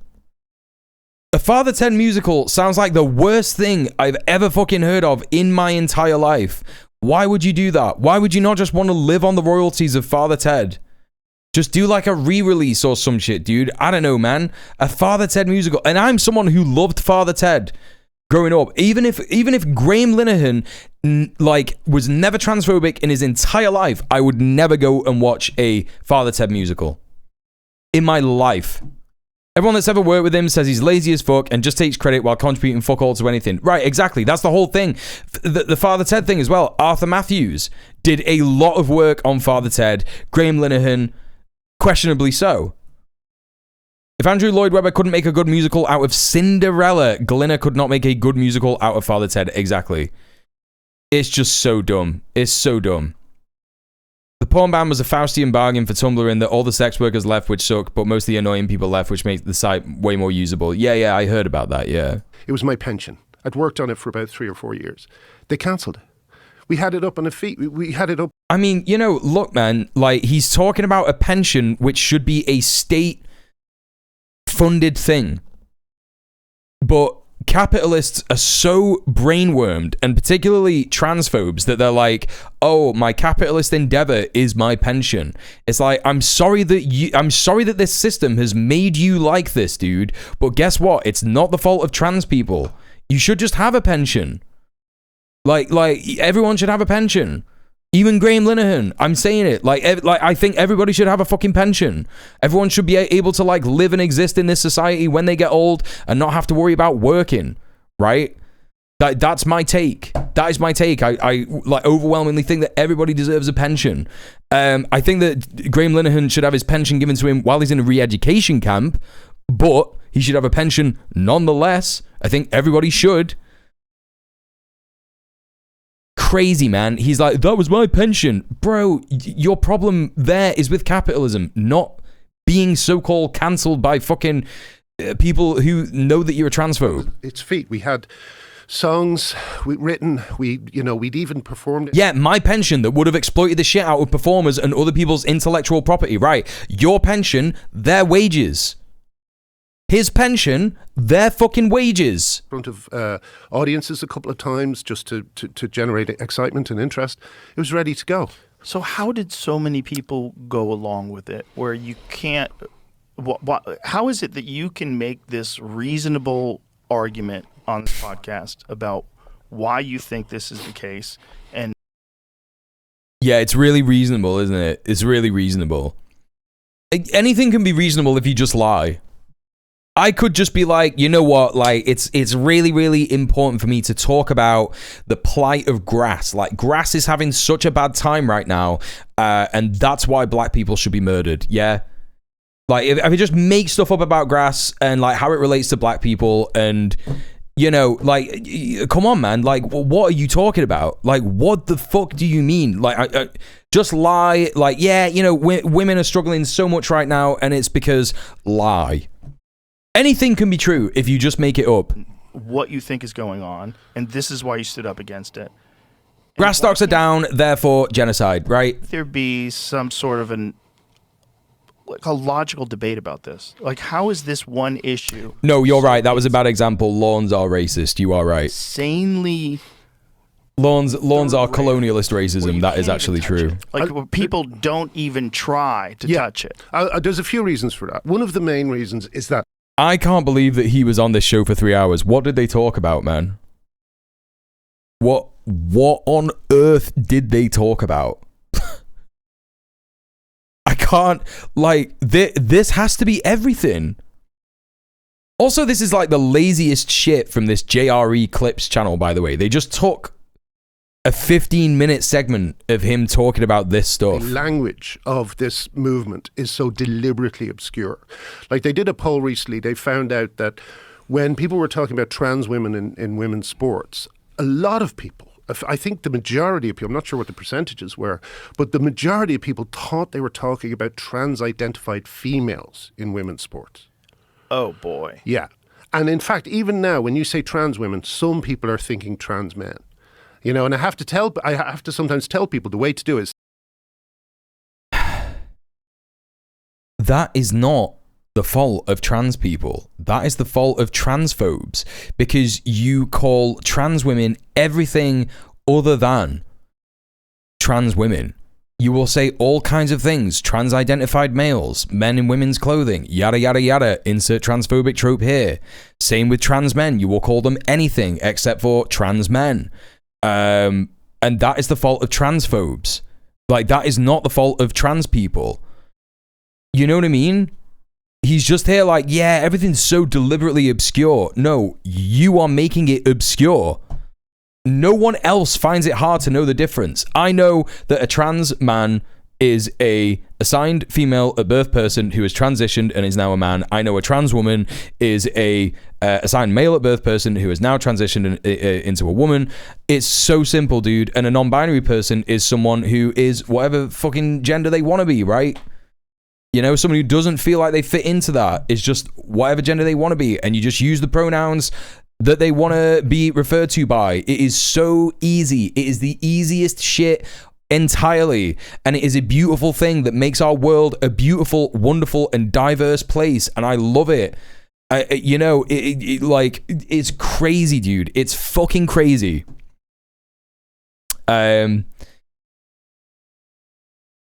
Check the clip I posted and said, okay, one way to make me never, ever, ever, ever watch a clip is to post it twice in the chat and be like, watch this clip instead of doing the content that you're covering. Just to let you know, if you repeatedly ask me to watch a thing and it's got nothing to do with what I'm talking about, because I don't know how it relates to what I'm talking about, and you're like, you know, check the clip I posted instead, that's like going to increase the chances of me never ever watching that clip. You know? I think trans means opposite. So if it's a trans man, it's a woman. If it's a trans woman, it's a man. That's all it means. It just means opposite. And so this language, which is constantly being used, if you see a press report about this happens all the time. You see a press report that says something like, I saw a great one that said something like, woman takes cocaine and then kills Alsatian or something like this. And it's only that we know, it's only that me and the feminists who are fighting this know that it's a man. What are you on about?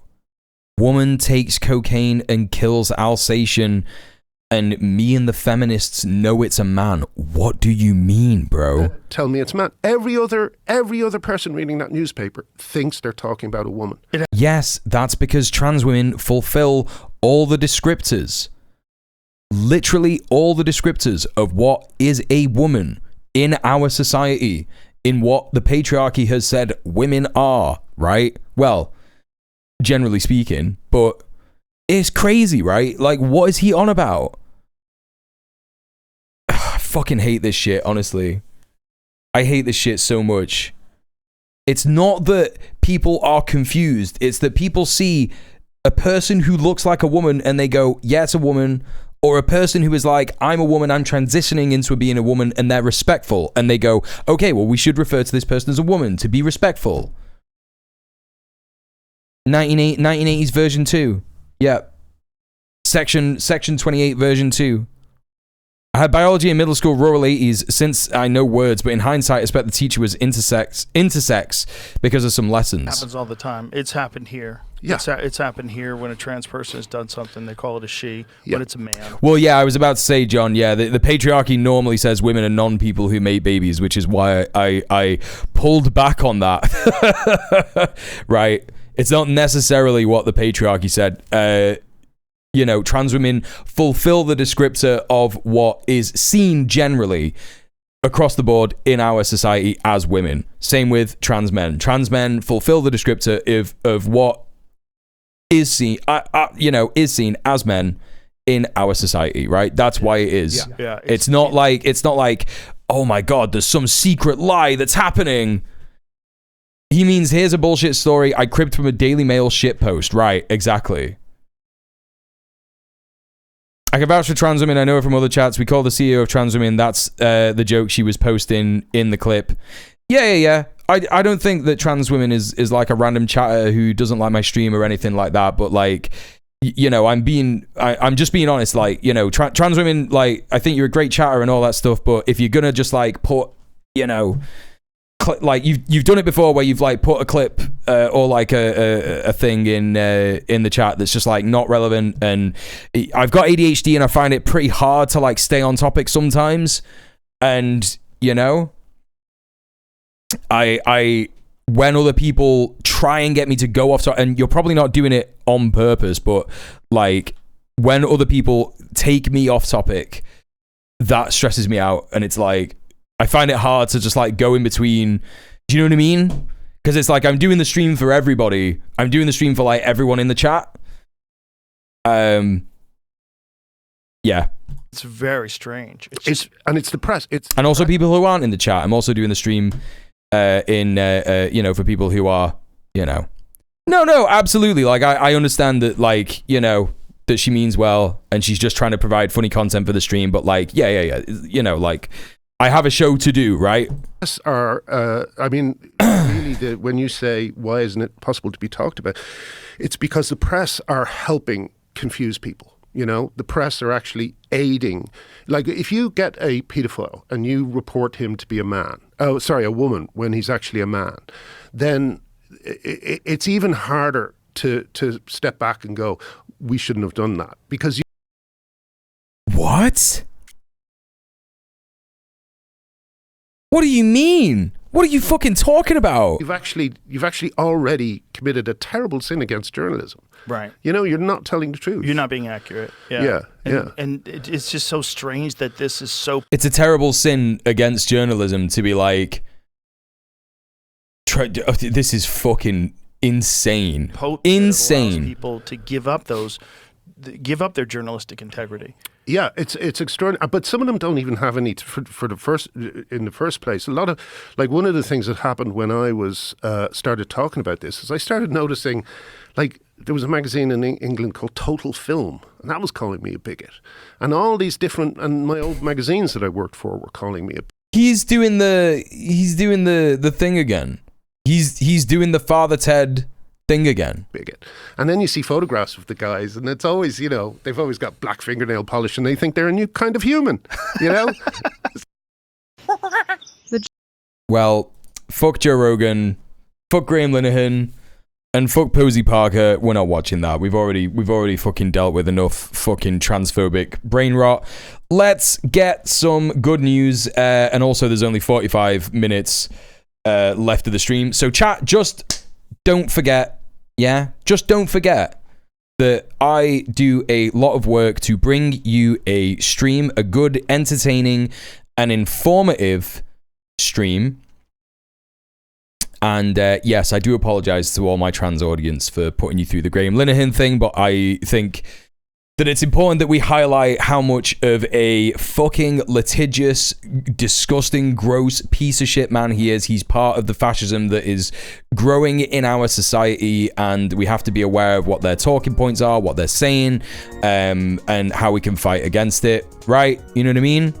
I'll think about forgiving you. You don't have to forgive me. You don't have to forgive me. If you think that I'm a piece of shit for doing that, that's fine. That's entirely up to you. It's interesting to see what he's up to, but wow, he's Val. I mean, the funny thing is that he came back after that show when he got arrested. That's the whole thing. That was the whole story, right? So, you know, it's still kind of good news, even though we watched him just like, anyway, whatever, man. He's hopefully gonna fucking get absolutely slammed. Critical support to prisons, critical support to the prison system, extremely critical support. Chat, I've been streaming for 3 hours and 15 minutes. Please consider supporting the stream. There are many ways that you could do this. The way that I would prefer that you do it is by subbing off Twitch. You could go to the Streamlabs tip link in the chat right now. You can check it out right there, and you can donate. If we hit the £400 dono goal in the stream this month, I've lowered it to £400 because we didn't hit it last month. We only got to £400, so I thought, well, that's a reasonable amount to ask for. We will be doing a gaming stream. I'll be doing a bonus stream next month. It'll be a gaming stream. We're rolling over the incentive from last month, which is to unlock a bonus stream next month where we do a gaming stream with Aslan Silver, Goblin Hugger, and Murphy if they're up for it, where we play that game Peak. It's where you climb and stuff, and it should be fun. Yada, yada, yada. And if we hit the sub goal, which is 80 subs, I will be doing another bonus stream, which will be a DJ stream. So I am actually a real DJ, and I'll be spinning some drum and bass and jungle for everybody in my audience to enjoy and listen to, and it should be very fun and great and good. So please consider that. Please consider supporting me. If you can't support me financially, don't worry about it. I completely get it. Times are really tight. No one has a lot of money, and that, you know, sucks for everybody. But you can support me in free ways by going to my YouTube channel, liking and commenting on a video. If you've not watched a video, like on it and comment it. Even if it's got loads of comments, it always helps me out. Check out my second channel, which is the Clips channel. You can check clips of my stream on there. I recently put one out, which is about racism in the UK and bigotry in the UK and how that's kind of developing and where that ideology comes from and who are the biggest supporters of it. And I also have my VOD channel, which you can check out, and that helps me out. People are enjoying my VODs. Apparently I had 1,000 views on VODs last month, which is crazy because I've never really had like a lot of people watch my VODs, which is interesting. But that's pretty interesting to see. Also, you can go to my Go Live tweet, my Go Live post, and you can retweet that and like it, even if you don't have any followers on Twitter at least, and it will push it up in the algorithm, and that will attract more people to my stream. So, because I'm feeling nice, I will watch the clip that trans women posted in the chat now that that segment is over. Let's have a look at this. Yo, trans women followed. Wait a second. So this is Jason. I do follow this guy, but I've not really seen any of his streams. Yo, trans women followed me? What the fuck? Let's go. Let's go. What? How did you get that handle? That's like, it's not trans women _ like 1 2 3 4. It's like, that's literally trans women, bro. Let's go, bro. We're in the CEO of trans women. Yes. Declare best name on Twitch #1. Let's go. We're so back. We've never been more back. And trans women of all of them literally got the CEO of white. So we're sorry, we were talking about white women. I didn't mean to say that. I'm a CEO of trans women. I'm such a fucking asshole. I didn't mean to say that. We just have been talking about white women. This is my fault. I didn't mean to say that. That's cute. That's cute. Okay. All right. Jason is great. Yeah, I'm not really seen any of that guy's streams. But he seems great. Yeah. I like Alice Capella vids too. Who is that? Why are people talking about Alice Capella? What happened? Alice Capella is an awesome video essayist. I don't understand. Okay, all right, chat. Let's talk about the global Sumud Flotilla. So, she's French. Well, fucking, I've got a beard. I don't understand. Oh, her vid was in the background. Right. Okay. I was looking at Jason. I was looking at Jason's face. Okay. I wasn't looking at the Gotcha. All right. The Global Sumud Flotilla, the largest civilian mission to break Gaza's siege, launches today, and this was on Sunday, with 50 plus ships from 44 countries. Drop site editor Alex Colston is on board, and we're reporting live as it sails from Barcelona to Gaza. So this is incredibly good. So this is the launch in Barcelona. Yeah, I know who Alice Capella is. Yeah, I know who she is.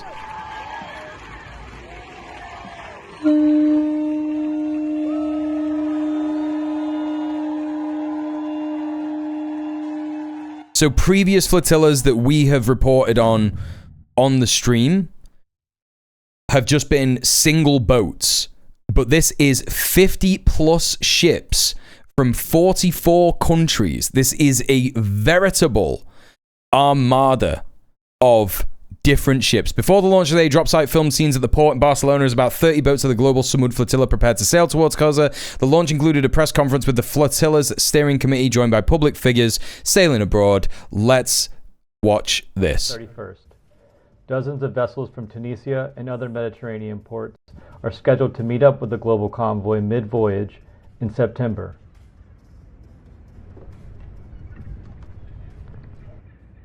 On the day before the flotilla departs, local organizers and activists held a cultural arts festival for Palestine.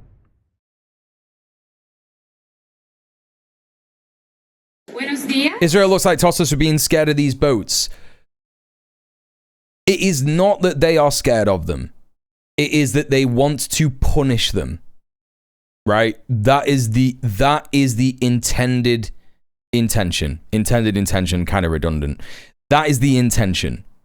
They cannot allow anyone to support Gaza in any single way. It is why the Israeli lobby has demanded that the UK enforce Israel's laws. Like, to be clear, that is what has happened with the prescription of Palestine Action as a terrorist organization. It has lobbied our government to enforce its laws in our country. It is doing foreign interference that is sanctioned by our government. It is agreed upon, it is decreed, it is something that they are prepared to do for a foreign nation that has nothing to do with us, except for we arm it, right? And I don't understand what the threat is if we don't do that.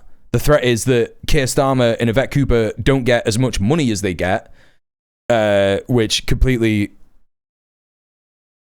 solidifies most people's analysis that they are indeed just money-hungry pieces of shit, just greedy, corrupt piece of shit politicians, right? That's all this new Labour government is. You know, Israel has said, the Zionist entity has said in this recent, we mostly provide intelligence. No, we don't. We get all our intelligence from Mossad. Mossad is a global intelligence powerhouse. And that is the reason that we support Israel, because if we didn't support Israel, we wouldn't get that level of intelligence. But again, it's not necessary. It's not necessary for us to exist as a country. We don't need to know what Iraq is doing. We don't need to know what Iran is doing. We don't need to know what Mossad reports to us, which is, oh my God, all these evil countries surrounding Israel need to be observed. They need to be surveilled, right? No, of course, John. Yeah, they want us to imagine being stuck in a new Cold War between Israel and Iran. Absolutely, that is spot on. But yeah, no, our intelligence. You're on about the spy flights. Yeah. We are providing the spy flights over Gaza, and of course, you know, it's absurd because this is something that I'm certain is completely unnecessary for the UK to do to support Israel and its genocide of Palestinians. I think that even if the UK stopped that stuff, I think that the Zionist entity would still be able to genocide Palestinians in the way that they have been doing.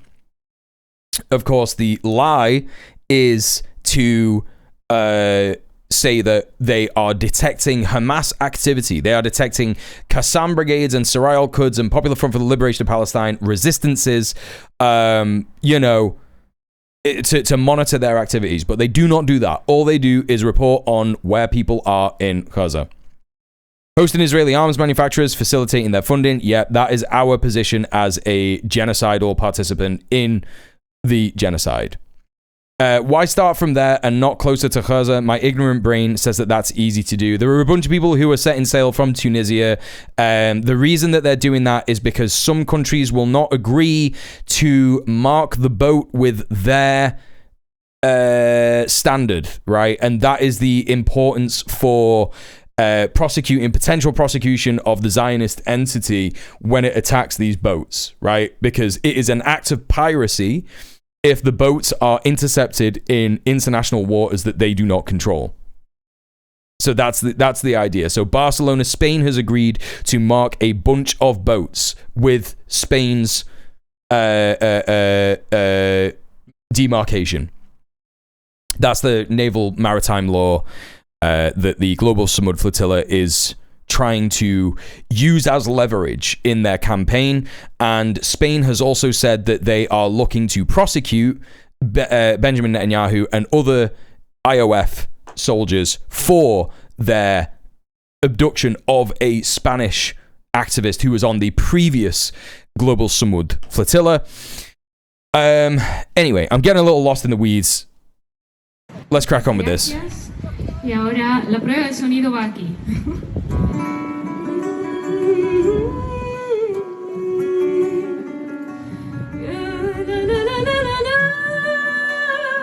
Yeah, they don't give a shit about piracy, right?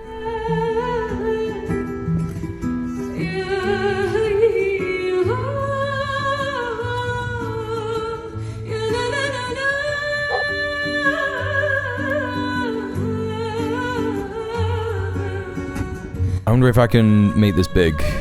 Yep, great.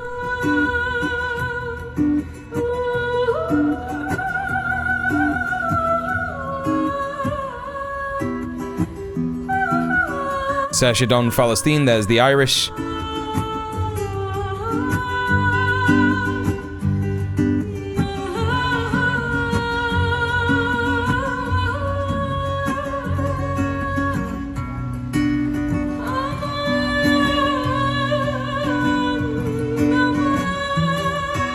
So I guess this is footage of all the boats that they're going to be using.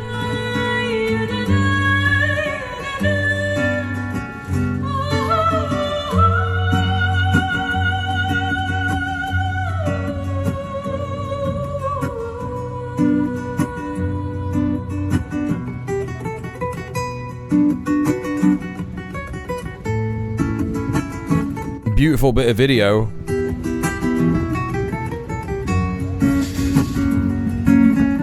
Like, I'm loving the vibe and the tunes and that. Kids waving Palestine flags. That's what it's all about.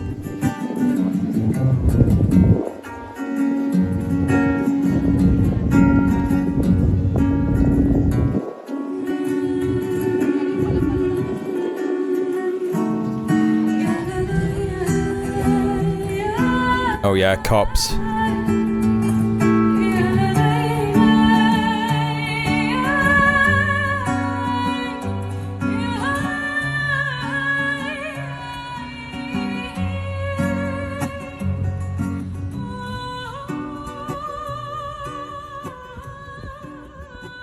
Port Vell.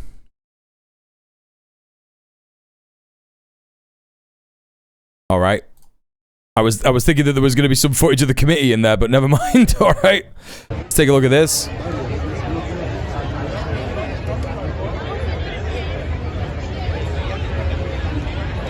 Yeah, now that's the kind of bunting I want to see. You know what I mean, chat? Also, subs, we have a PAL flag in the chat.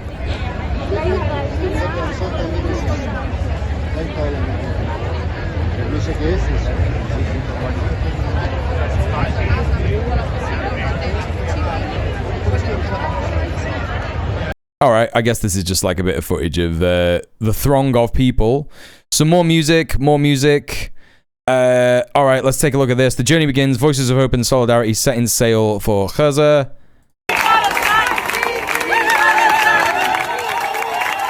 So these are all the people who are going to be on the boat.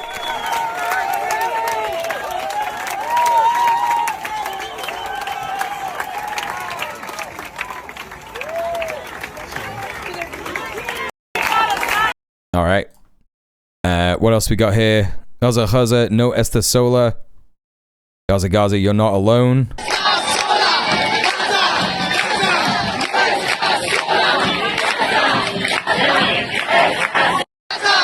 Yeah, that rocks. Chat, this fucking rocks. This fucking rocks. Stay informed with our free newsletter. What's this here? Laura Loomer here. Israel has the chance to do the funniest thing right now. Go on, say it, you coward. Say what you think it would be, you coward. Go on, say it. Fascists are cowardly piece of shit scum. Like, we live in an age where if Laura Loomer, like, I genuinely believe this. I think that if Laura Loomer said Israel should bomb these boats, I think if Laura Loomer said that, nothing would happen to her. But she still won't say it because she's a fucking coward, because all of these people are fucking cowards and they will not stand by their ideology. Not a single fucking one. Yeah? Not a single fucking one. Anyway. So some people who are going to be on the global Sumud Flotilla include Tar Hickey, who is a Irish comedian and poet, and also he is joined here by Liam Cunningham. I don't know if Liam Cunningham is going to be on any of the boats, but there is also an Irish poet on there. I don't know if she is named here. What's her name? Like, I think her name is Sally. I can't remember. Why is the funniest things to these freaks always murder? Right. The Onion Knight was on the first one, I believe. Nah. He wasn't. He didn't. Wait, what? Wait, what? The first one in 2006? Or do you mean the first one this year? The Madeleine? He wasn't on the Madeleine. And he wasn't on the Handala. He might be on this one. I don't know. Hello, I'm Liam Cunningham. We are in the beautiful city of Barcelona, and what you're looking at in the background is a small portion of the flotilla that is heading to Gaza to break the Israeli medieval siege. We are part of the Irish delegation, and Quiva, the wonderful Quiva. Oh, it sounds like he's going to be on the boat. Here, and Quiva will it sounds like he's actually going on the boat this time. Legend. So one of our boats is a legal support boat. It is constituted of international human rights lawyers and genocide scholars, and the aim of the legal support boat is to really frame this flotilla in international He is going, David. Thanks. In the absence of governmental action, that citizens from across the world are upholding international law. And we've been given the blessing of the family of Shireen Abu Akleh, the brave and beautiful assassinated Palestinian journalist, to name our boat in her honor. So the Shireen, the legal support boat, will soon set sail to Gaza. It's really beautiful to see the amount of Irish people here in terms of participants and crew, and I think collectively we all agree that because our history is also pockmarked by genocide, by man-made starvation. Hey Ash, how are you? Extermination, that in many ways Palestine is Ireland, and that's why we're here in our numbers. So yeah, we don't necessarily want to be here if the Irish government and the Western governments and the governments around the world did the right thing and sanctioned this rogue state and just took some meaning. Free Ireland and free Palestine. Yes, this guy. To be here, and our dream and our I'm well, thanks, Ash. humanitarian corridor, and that's what we set sail to do. Please support the flotilla. Yeah, it's your man. Repost. Please shout loudly. He does silly Billy jokes. He does silly Billy jokes and TikToks and what have you. He's been interviewed by Navarro a few times to discuss Irish politics. I didn't know that, actually. Yeah, he's a legend. So what else do we got here? Paolo Massetti. Here's the translation of the speech of one of the dock workers leaders in Genoa before the departure of the ships of the global Sumud Flotilla. So this happened yesterday. So the ships arrived in Genoa yesterday. So this is fucking crazy. In Meloni's Italy, one of the most pro-Trump and pro-Israeli governments in Europe, albeit passively, you could see thousands of people marching in Genoa behind the mayor wearing the tricolour sash to accompany the global Sumud Flotilla departing for Gaza. Let's take a look at this, chat. Why is fucking Twitter not doing this shit? Is it because of this? If I do this, will it work? No? Okay, why? Whatever, man.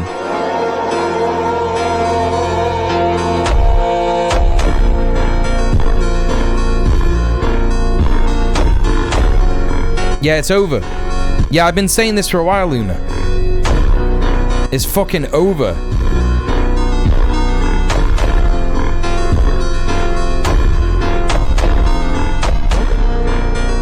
Like, it cannot recover from this.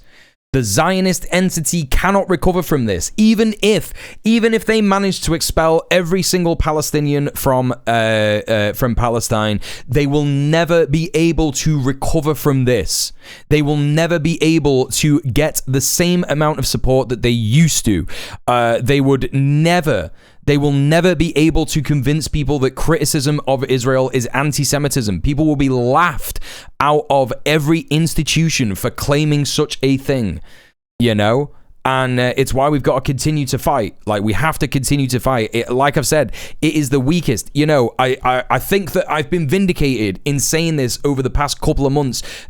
Zionism, even the country Israel, is the weakest it has ever been in recent history. Zionism as an ideology is the weakest it has ever been. It is literally being ridiculed everywhere. Every single country in the fucking world, except for Germany, right? And Germany is not beating the "we love genocide" allegations, right? Even in the EuroLeague, people have been asking for Israel to be moved from European basketball. Exactly. The Israeli lobby may have won over the UK government, but they can't do this to every country in Europe. But also that is shaky as hell, John, because people are continuing to do stuff. Last week I reported on the fact that there were literally within a week, 3 separate Palestine Action style actions at weapons factories, but with groups who are not Palestine Action. People are continuing to just do stuff. People are like, you know what? If enough of us do it, they can't fucking stop all of us. And this is it. This is it. You know, Sun Tzu, one of the oldest fucking art of war guy, well, he created the art of war, I don't know, like military strategists of all time, says, when they retreat, you advance, right?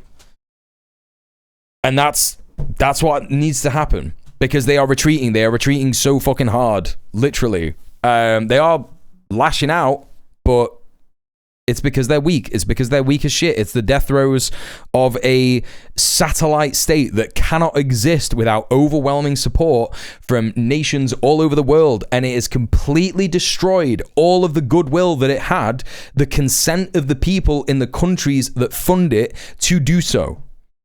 And I think that everybody needs to remember that. Like, if there's ever a time to go to a pro-Palestine protest, you should do it yesterday. If you want to go to a picket at a weapons factory, I'm sure you can find someone at a protest who can give you the connection to do that. You know what I mean? There are loads of things that you could do.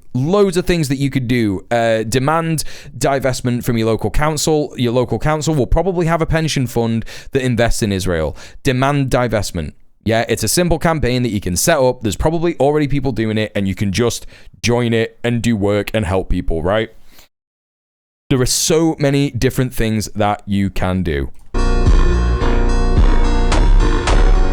Yeah, this is crazy, man. The Italians have always been based. Like, this is the thing. People remember Mussolini and they think that Mussolini was this, like, overwhelmingly popular guy. But Mussolini wasn't, like, Mussolini's fascist Italy was not destroyed by the Allies or the Soviets. It was destroyed by Italian anti-fascist partisans. Like, that is the key point to remember. Italian anti-fascist partisans. They resisted. You know, this was the guy who was like, yeah, this is what modern fascism is in the 20th century. He was like, I'm going to create this. This is going to be it. And within his fascist country, people rose up and hung him from a fucking lamppost. You know, these things are possible and these things do happen and they will happen because fascism is an ideology that can only get smaller and smaller and smaller and smaller and smaller and smaller as you like attack everybody around you, even within your own government. You know what I mean? That's what fucking happens. Anyway, so this is the footage of that, and then let's read the translated dock worker here. Now this is huge. This is massive. Translation of the speech. One of the dock workers leaders in Genoa before the departure of the ships of the global Sumud Flotilla. I want this to be clear to everyone, really to everyone. Around mid-September, these boats will arrive near the coast of Gaza, close to the critical zone. If we lose contact with our boats, with our comrades, even for just 20 minutes, we will block all of Europe. I've written it down so I won't forget it. Together with our union, together with all the dock workers who stand with us, together with the whole city of Genoa. From this region, 13 to 14,000 containers leave every year for Israel. Not a single nail will leave anymore. We will launch an international strike. We will block the roads. We will block the schools. We will block everything. Our young women and men must come back without a scratch. And all this cargo, which belongs to the people and is going to the people, must reach its destination down to the very last box. That's all I have to say. That's fucking huge. That's crazy. If there is an international fucking boycott of, like, this is a dock worker leader. This is a dock worker leader. 13 to 14,000 containers every year for Israel. Not a single nail will go anymore. Not a single nail. That's the leverage that they're using for this campaign. And you know, he's speaking to dock workers here. He's at the dock in Genoa. And they're cheering him and being like, yeah, sweet, let's fucking do it. Da questa regione escono 13-14 mila container all'anno per Israele. Non esce più un chiodo. Lanceremo lo sciopero internazionale. Bloccheremo le strade, bloccheremo le scuole, bloccheremo tutto. Ci devono ridare indietro i nostri ragazzi e ragazze. He's the leader of the dock workers in Genoa. So he might be the leader of the union. He might just be a manager or like a shop steward or something. Fino all'ultimo cartone deve arrivare dove deve arrivare. Altre cose non ci sono da dire. Quello che sta fatto è impossibile. Un'altra cosa che ce la diciamo tra di noi, perché sono quelle cose che poi fanno la differenza e creano dei problemi. Ci siamo anche già passati. Ci sono delle this is why so many like Macron are so desperate to jump ship, because Israel sinking could literally lead to the collapse of the entire imperialist mechanism. Yes, exactly, Sorka. That's what I've been saying. Like, they understand that imperialism is dying, and Macron is like, we should just concentrate on trying to run our own countries and probably stop fucking around in other countries. Because, yeah, man, if we continue to do this in the face of these other countries getting stronger and stronger and stronger that we used to fuck with all the time, that could be bad for us. That could be bad. Let's not do that. Yeah? Like, this is revolutionary action, calling for a literal international strike of not sending any cargo to anywhere, blocking roads, not doing shipments. This is crazy. It's crazy shit. National anthem was booed by Poland during the Eurobasket today. Hell yeah, let's go. Yesterday even.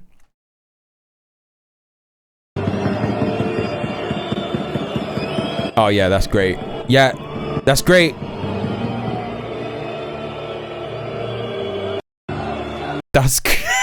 That's crazy, man. That's crazy.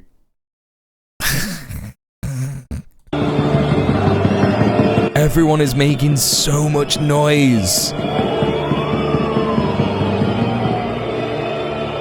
Like, and it's so obvious. I used to say this all the time. When I used to watch Eurovision, I used to say it all the time. Why the fuck is Israel in Eurovision? And it's because it is so clearly a European imperialist satellite state, right? That's why. Why is Israel in the European basketball competition? Because it is a European satellite colonialist state. Imperialist satellite state. It's mad. That's funny as hell. Hell yeah. Let's fucking go. So that's that as well. We've got here... Yeah, we invented it. So, update, radio and communications are down across most of the flotilla after a heavy night in an electromagnetic storm. Some boats were damaged and forced to turn back. Others have lost radio completely. Right now, we only have line of sight with about 14 vessels, no comms. Despite it all, we keep moving 3.2 knots across the Mediterranean en route to Tunis, where more boats will join the mission to Gaza. So, let's have a little listen to this. There's Tiago Avila, who is a Brazilian comrade. He was on one of the previous flotillas. All right, guys, not a great start on the flotilla. I've got more bad news. Yusuf Omar here, going to Gaza. Many of the boats have lost both their radio and internet, which means that we are now relying on visual sighting. We're not able to make communication with a lot of vessels out here. So when was this? This was today. 4 of the boats were either not able to even leave Barcelona or had to turn around through the storm. If we can try and get our internet back up, if we can try and get our radios back up, we can make communication, but otherwise we're relying purely on sight. That is Estrella Manuel. The other one is Bianca, I guess. All right. Any update? Any update? Let's have a look. Oh shit. Oh shit, there's been loads of updates. Where are we?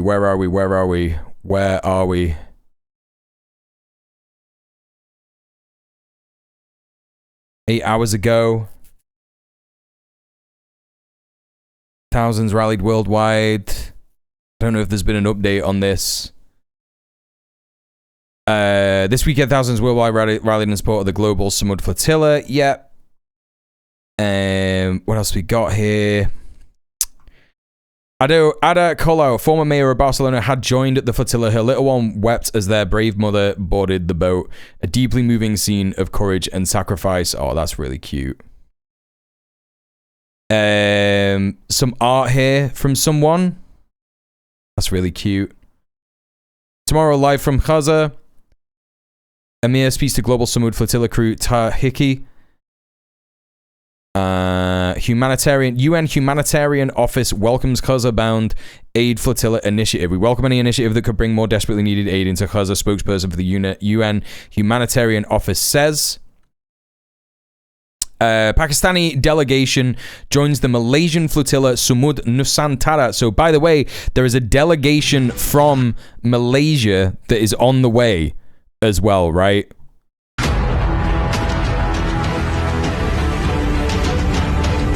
So Pakistan has now joined the Sumud Flotilla.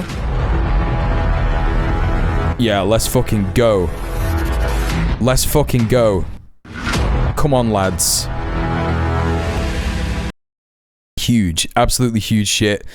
Okay, so there's no update on the radio, but I imagine when they arrive at Tunis, they will probably have the opportunity to do some maintenance on the boats or have a look at like why the internet went down and stuff like that. So don't stop talking about the flotilla. So Elon Levy here, disgraced British representative who, I don't know, I can't even remember what he was supposed to be. Was he like an ambassador or something? He was like disgraced and pushed out of his position for being too psychopathic when it comes to wanting to murder Palestinians, right? And he's here like, there is a terrorist on board the Sumud Flotilla. He would definitely just be saying this. Even if Greta Thunberg wasn't wearing a We Are All Palestine Action t-shirt. Of course, she's wearing a We Are All Palestine Action t-shirt because she is defiant against the UK's law and prescription of Palestine Action. She is not, in fact, breaking any laws, considering she's not in the UK. So that's important to remember. But Elon Levy would be calling her a terrorist anyway, right? That's just how that is. So yeah, really normal scenes. Normal fucking scenes from Zionists all over the world as people more and more realize that actually you can just sail to Gaza with 50 ships and deliver aid while they are actually helping Gazans. You know, you could just do that. And Israel is mad as hell. The Zionist entity is mad as hell about that. Chat, I don't have any other news to go through, and we're pretty much coming up to the end of the stream as it is. But yeah, thank you so much for being here today. It's been really, really good. I do appreciate all the support. Thank you for the follows, and thank you for the gifted subs, the gifted sub and the resub. Thank you for all the lurkers. Thanks for all the chatters. We smashed through the news. I'm sure there's other news that we could take a look at, but we will be back tomorrow. I will have some more news, but the majority of the stream tomorrow will be Trash Bingus. What is Trash Bingus, I hear you say?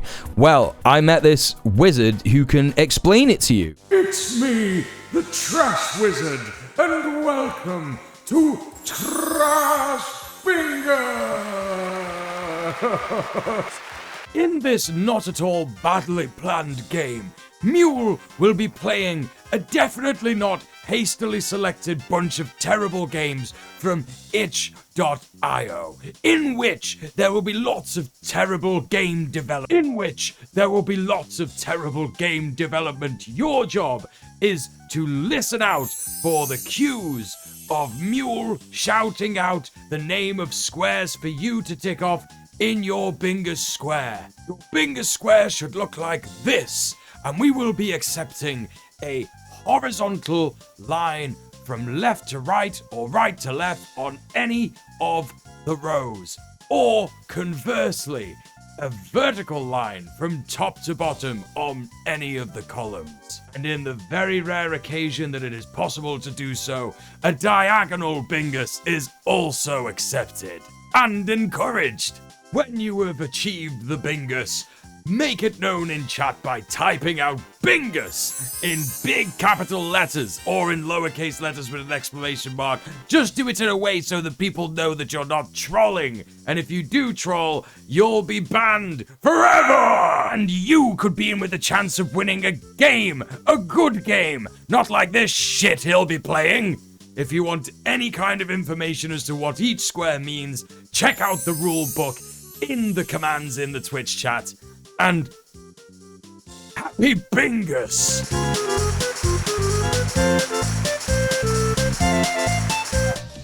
There you have it. That's Trash Bingus. That's what it's all about. That's what we'll be doing tomorrow.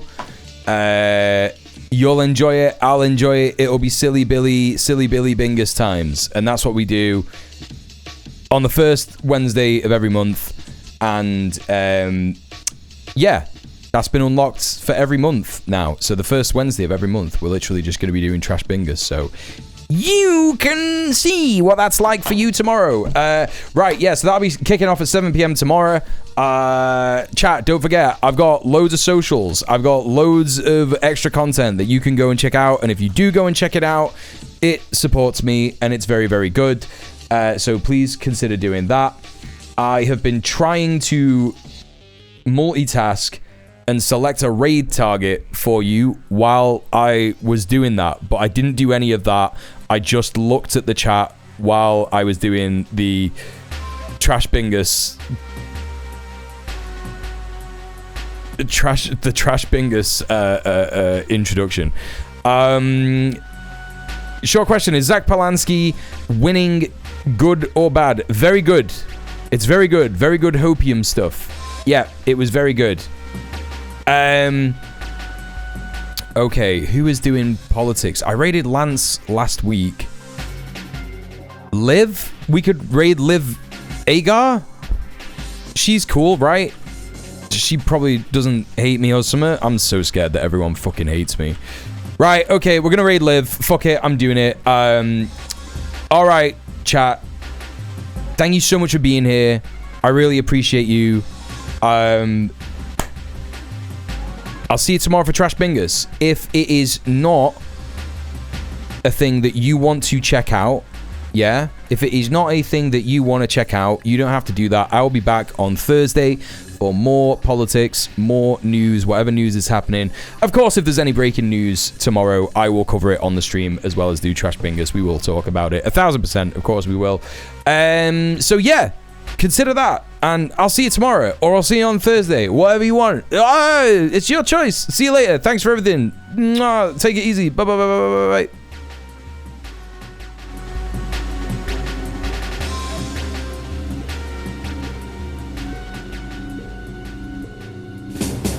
There are 4 stages involved in launching a ballistic missile. The first one is the boost stage. It starts at the point the missile is launched and ends after all the rocket fuel is burned and the missile is propelled into the exosphere. The next stage is the post-boost stage. It starts after all the fuel is burned and ends after the re-entry vehicle is ejected. Next is the intermediate course stage. It takes place after the re-entry vehicle is ejected and lasts until the missile enters the exosphere. Then comes the final stage. It starts when the re-entry vehicle enters the exosphere, and it lasts until it reaches its ultimate target on the ground. Missile defense systems use military